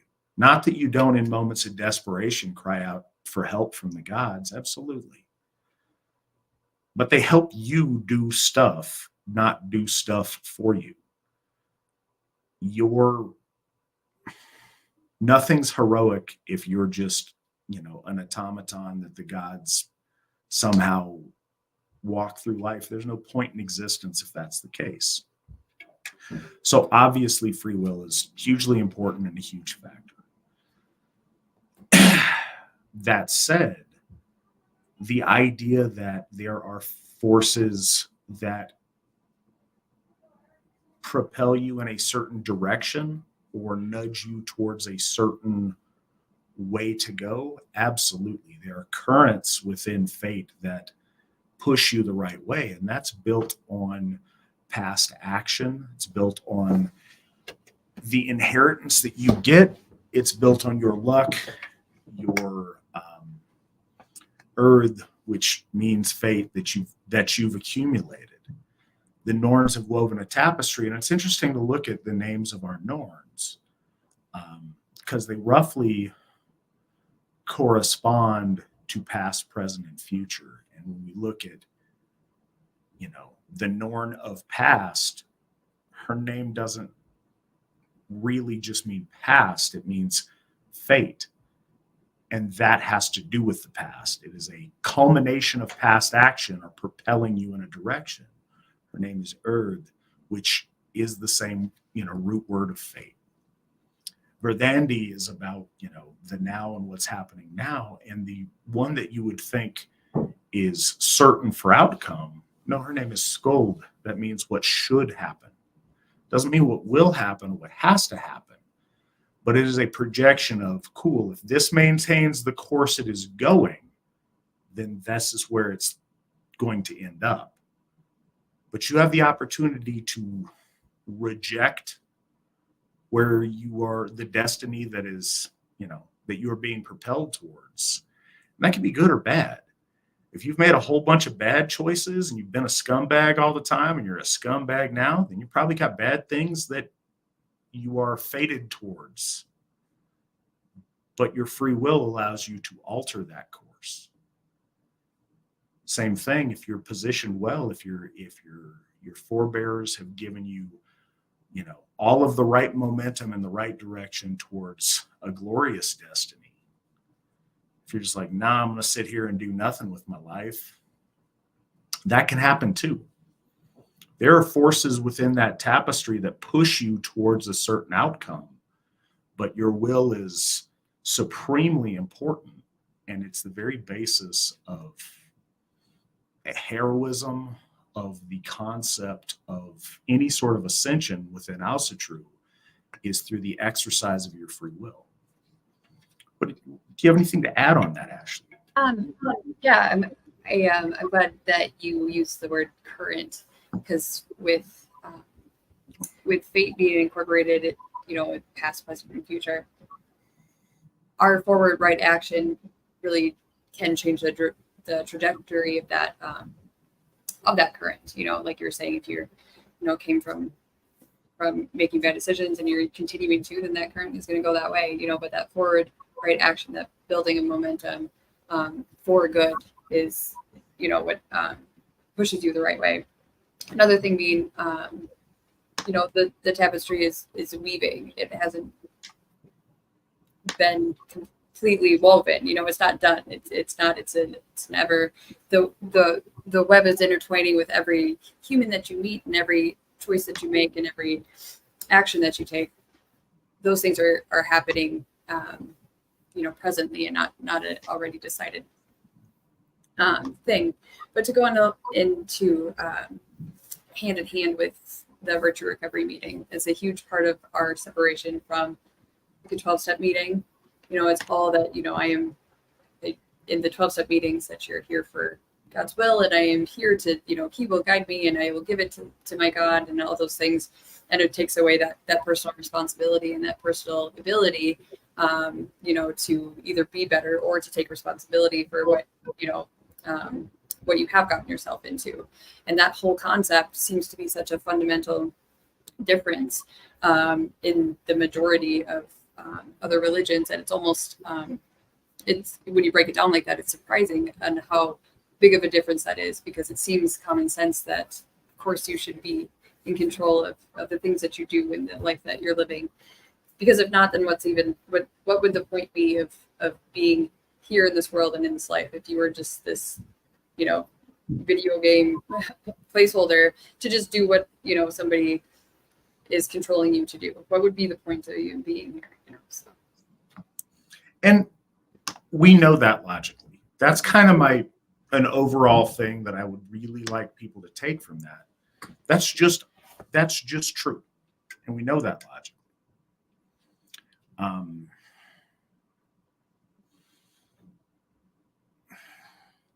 And the other truth that kind of comes to that, and this goes back to the reincarnation question. And Svan and I will do a little bit more on that here coming up. We've already talked about it because a lot of people have questions on it. Whatever the answer is, we know certain truths. We interact with our dead ancestors beyond the veil. They come to greet us when we die and we pass on and go into that journey. We're greeted by our ancestors if they find us worthy.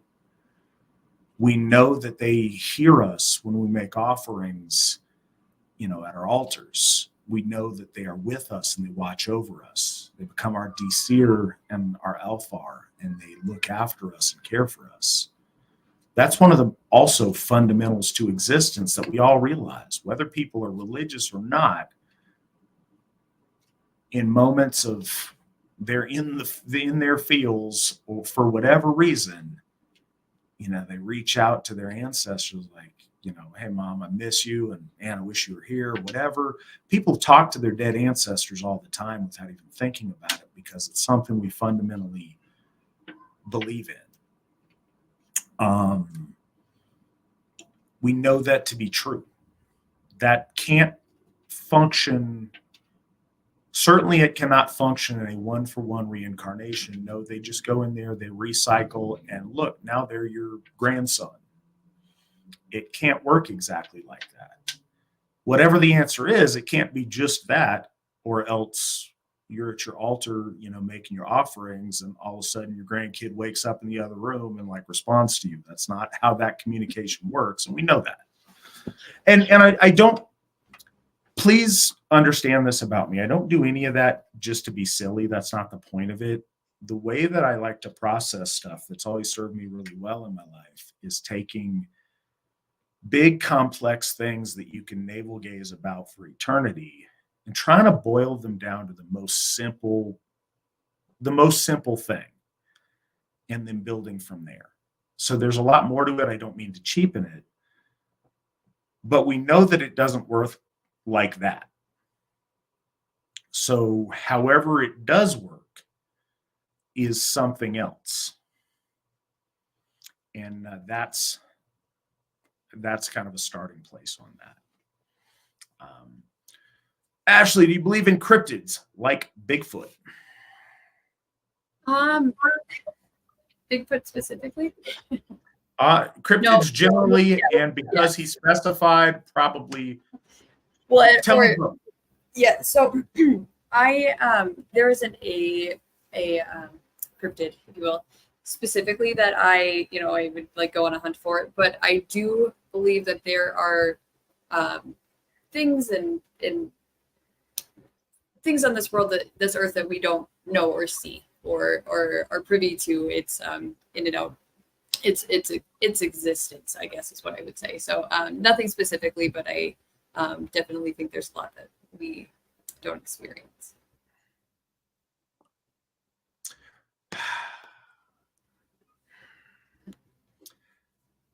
Do I believe in cryptids? No. Do I want to? Yes. I can't honestly tell you that I do, but I'm fascinated by the possibility of it. I would really like to. Um, like I nerd out on like watching Bigfoot shows and stuff, and I hope that's a thing. I can't honestly tell you that I think that the odds are better that there is than that there's not, but it'd be really cool if there was. The mystery of that is just really cool. It's one of those things. Not long ago at all, there were a lot of corners of this earth that were unexplored. And you could think that maybe in some deep jungle somewhere, there's this crazy creature that nobody's ever seen. We're in a place where there's less and less and less and less of that.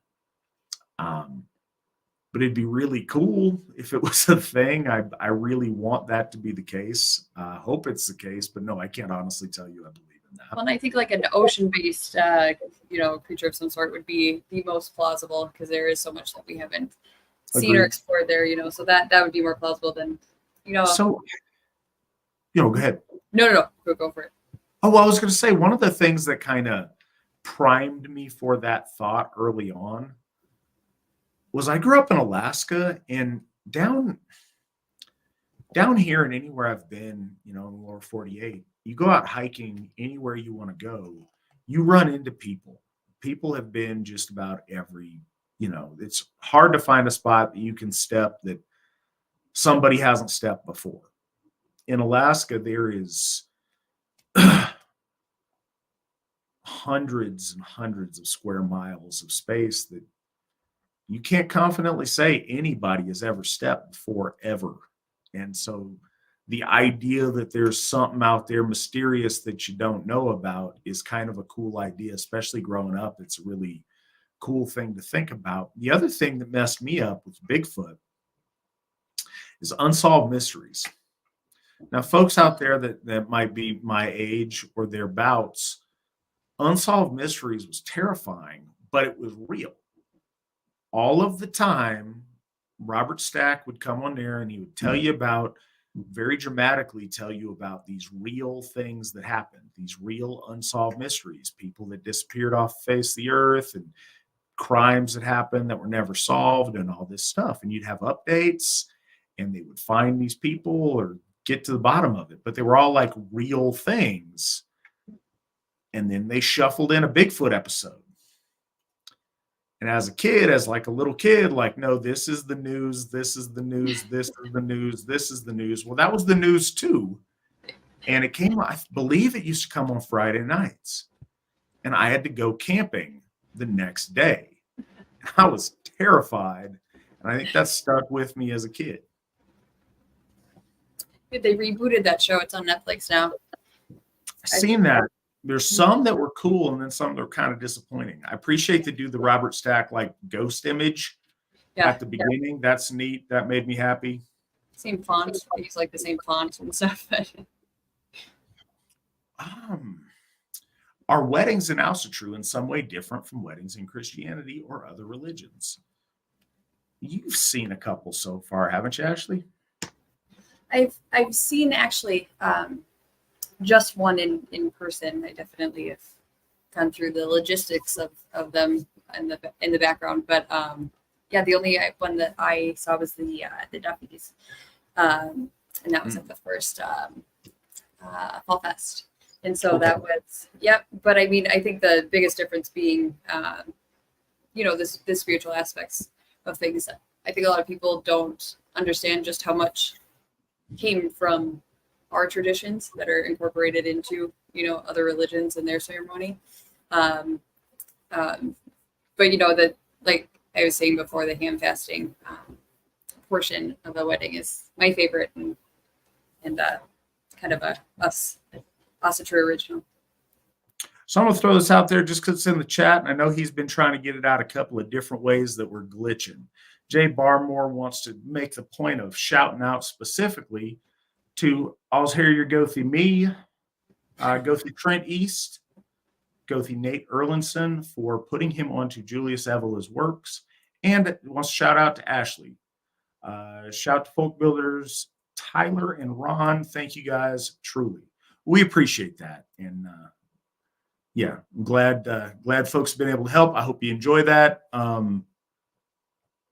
Yeah, Evelyn wrote some really cool things, so I'm glad you're enjoying that. Yeah, no, the answer to, I guess, are they different? I suppose, because it all, okay. No, not really. I think that most of the things that you are familiar with in a Christian wedding, you would find also in an Asatru wedding. And some people may be disappointed by that because they expect something else. But so many things that are normal in Western culture were normal in Western culture before the desert religion of Christianity came into Western culture. A lot of things are co-opted. You'll recognize so many things on Christmas and Easter and our traditions on lots of different stuff, including how we do funerals and weddings. There's a lot of similarities. There are obviously differences on what gods we invoke and things that way, certainly. And the other thing is, and this is like Christian weddings too, all depends on what the bride and groom want to do. If they've got some themed wedding they want to do or some special element that's really important to them, then as long as it's not overtly offensive to our faith in some way, we're happy to accommodate that. And so, yeah, if somebody's got a off the wall, someone wants to do a pirate themed wedding or something, then that's going to look, that's going to look different because they want it to be different. But the fundamentals of the wedding ceremony are, the way that we experience it in the West are traditional and predate Christianity, and in lots of ways are very similar. I think an aspect surrounding Asatru weddings and AFA weddings is a little less of the like the showboating, or like you do this just because you do. It's less of a superficial show and for everyone else. Like traditional Christian, not all of them, but I guess the ones that I've experienced in my life have been very, very expensive and very stressful and very, very just because this is what we do, kind of deal. And it creates this whole just ball of stress and chaos going into it, and debt and all those things. And that superficial factor is something that it isn't incorporated into my wedding. But. So cool. It's a good time for a detour.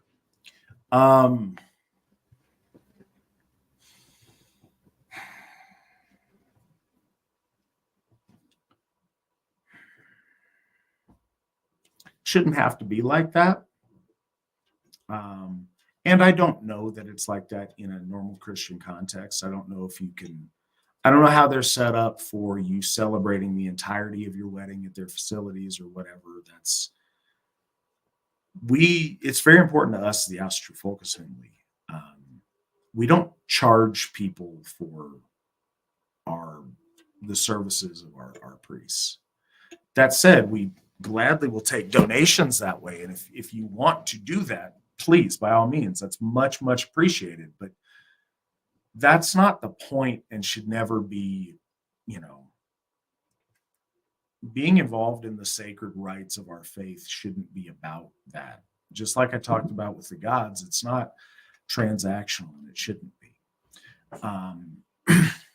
So very often people will do their wedding at one of our hofs, and they'll also have their, reception there as well. People can do what they want. If you want to rent out a different space, then, a Gothi or a Githia will come to that space and perform the service. That's fine. But that doesn't have to be that way. And the other thing I want to say is about funeral services and interment of people's remains at our hofs and at Sigerheim. Trying to figure out how that world works. I was calling around before we interred our first loved one anywhere, and I couldn't get any answers from anybody trying to figure it out. And there's all these state regulations and this and that. And so I wanted to get to the bottom of it.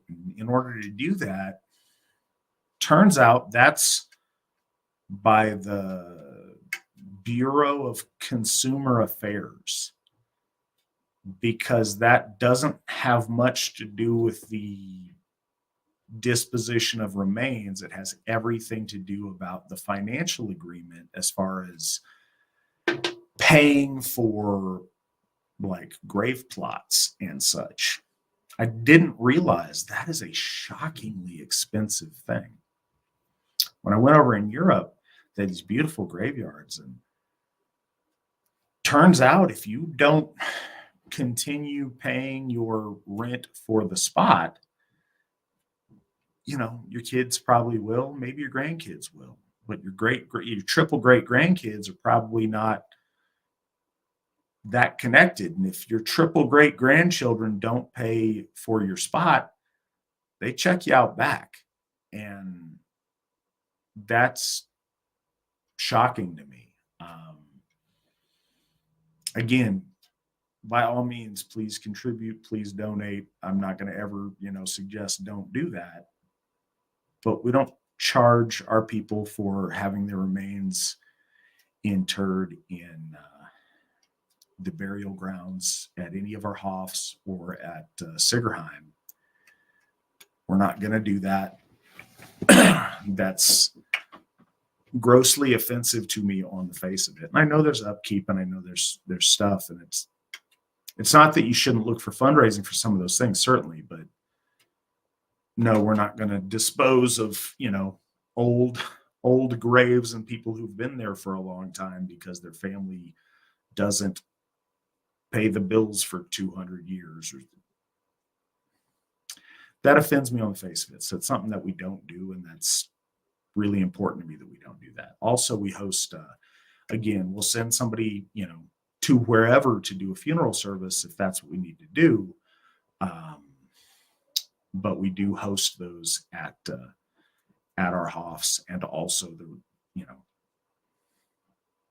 lack of a better term, whatever reception is happening at one of those.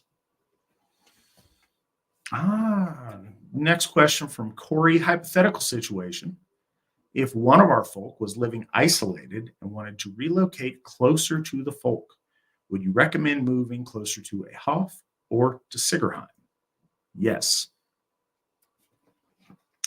No, and I say that way to be silly, but really it's a all of the above approach.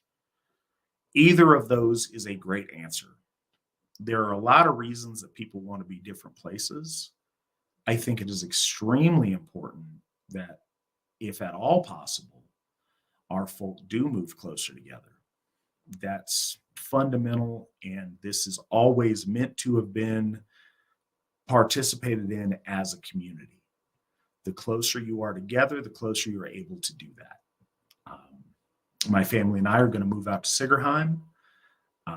So yeah, we'd love you to move out there, but you've got options. You've got 5 options now on where you want to move close to. But moving to the direct area of any of those places is absolutely what all of our folks should do, and we'd love people to do. And we're trying to get Hofs closer to everybody as fast as we can. There's certain, there's economic issues that make that happen or not over time. As it stands now, we've got 4 Hofs and we've got Sigerheim, and we are trying to get all of our folk to move as close to all of those locations as possible. So yeah, do that.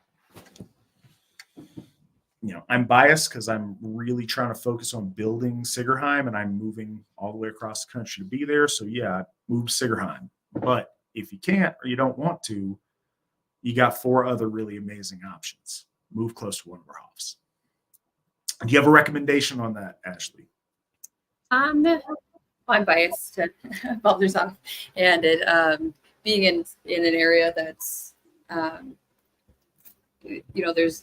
there's lots of space open and available, and it's kind of this little nugget of an area that's I think unique to most of the country now, where it's it's a vast open space and in small town America, and good people that judge you on what you do and not what they hear about you. And so, yeah, I moved to Murdoch, Denson. All right. Also, Ashley, which non-Aryan culture do you have the most admiration for?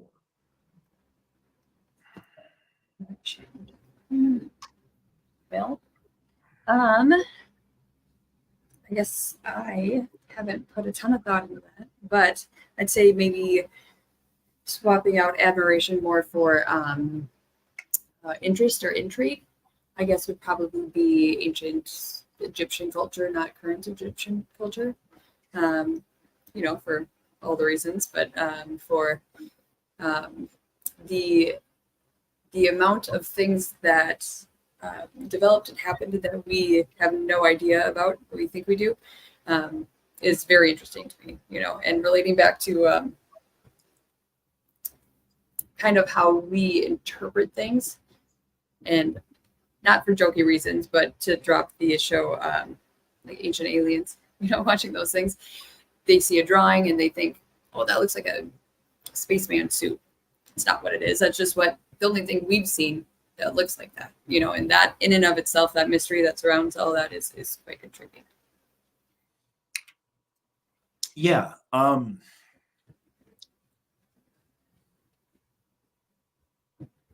have to go with Ashley's answer.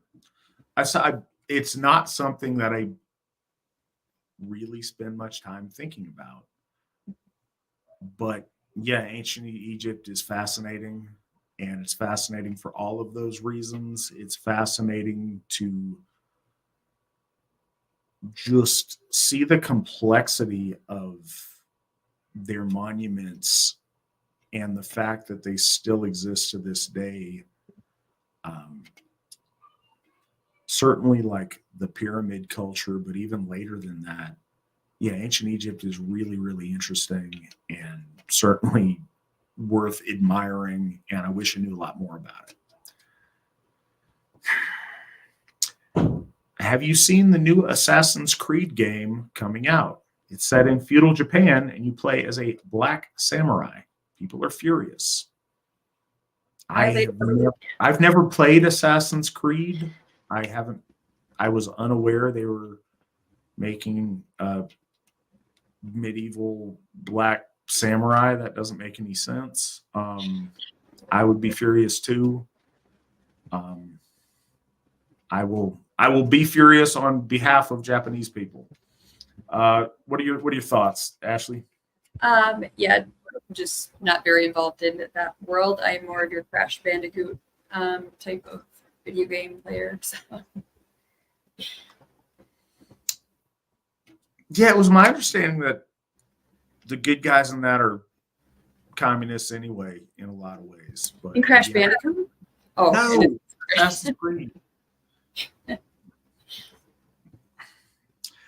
don't know that there's overriding political themes in Crash Bandicoot. There is. His name is Nitro. He's the bad guy, and he very could fall into a certain crowd, but yeah. Okay. Do you think it is? This one's for you, Ashley. Do you think it is possible that cryptids may be spiritual, which is why we can't prove their existence, but people claim to see them? I heard claims creatures like the Loch Ness Monster might be spiritual. Well, so I used to be super into the old Nessie stuff when I was early teen years. Just 2 books that I read kind of made me dive into it. And then it came out that picture wasn't real, and it really kind of broke my heart with the whole Loch Ness Monster idea. So I haven't thought about it much since then. But if thinking on the sense of, if cryptids were to tie into, things of old ancient tales, like I think it's Ireland, where they leave out their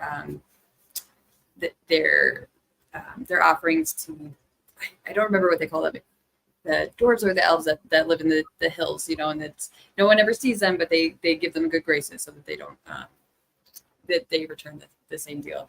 So that sense could maybe tie into The idea of spiritual beings being around, these things that you offer things to, like a representation of your offerings to things that you can't see around you. But also, like, frequencies are a thing, and so I think there's an idea of maybe there are frequencies that we don't experience around us, but I don't think it's Bigfoot.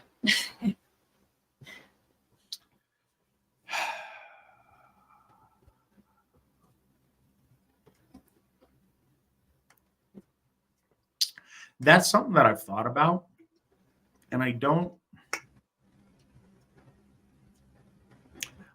want to jump on that and claim that's a thing.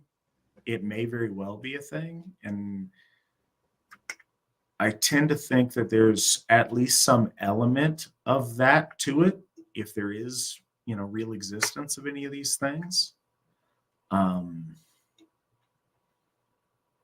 Yeah, I think that the idea that there's some crossover, that these might be spiritual entities in some way, I think that is really tempting. Yeah, I'm definitely willing to entertain that as a possibility. Ashley, do you believe in the Kraken? Believe in the Kraken. I believe is kind of a hard word to associate with that. Do I think that it would be neat if there was a Kraken? Sure, yes. And I think that there's a lot of things that live in the water that we haven't seen. So I think that sea animals could exist. I mean, I don't know what counts and what doesn't. Not that long ago, the Japanese found, remains of giant squid. I don't think that's unrealistic. The exact proportions and how all that works, I don't know. But I do think that is, we don't know what exists in the very deep ocean. And there's lots of really strange looking things that we find that do exist down there. So sure, I'm more likely to believe in something like a giant squid than a lot of other things. That's for sure. And I've never played it, so this one's all you, Ashley. What's your favorite Crash Bandicoot game? Oh. So, the first Crash Bandicoot it's a classic, but it's pretty limited on extra bonus realms and whatnot. But so Crash Warped, the third one, is probably the elite, the best one. And I still have my original PlayStation, not PS1, because didn't know it was a one. It's just the original PlayStation that I played Crash Bandicoot on. So yeah, Warped, the third one, is pretty sweet. All right. Well, that's what we got for tonight. And I knew this was going to be a little bit of an early show because I have got to go pick up the Ericksons from the airport. I'm excited to do that. Ashley, it has been a pleasure having you on. We will have to definitely have you back. Thank you so much for joining us tonight. My pleasure. All right. Well, we will see you guys next week. I hope that wherever you find yourself, I hope that's at Odenshof. But in case it's not, I hope it's at Thorshof. They're also celebrating this weekend. But if it's not either of those two places, wherever it might be, I hope you guys have a really great midsummer. And I look forward to talking to you next week. Till then, hail the Iseer, hail the folk, hail the AFA, and remember, victory never sleeps. Mm-hmm.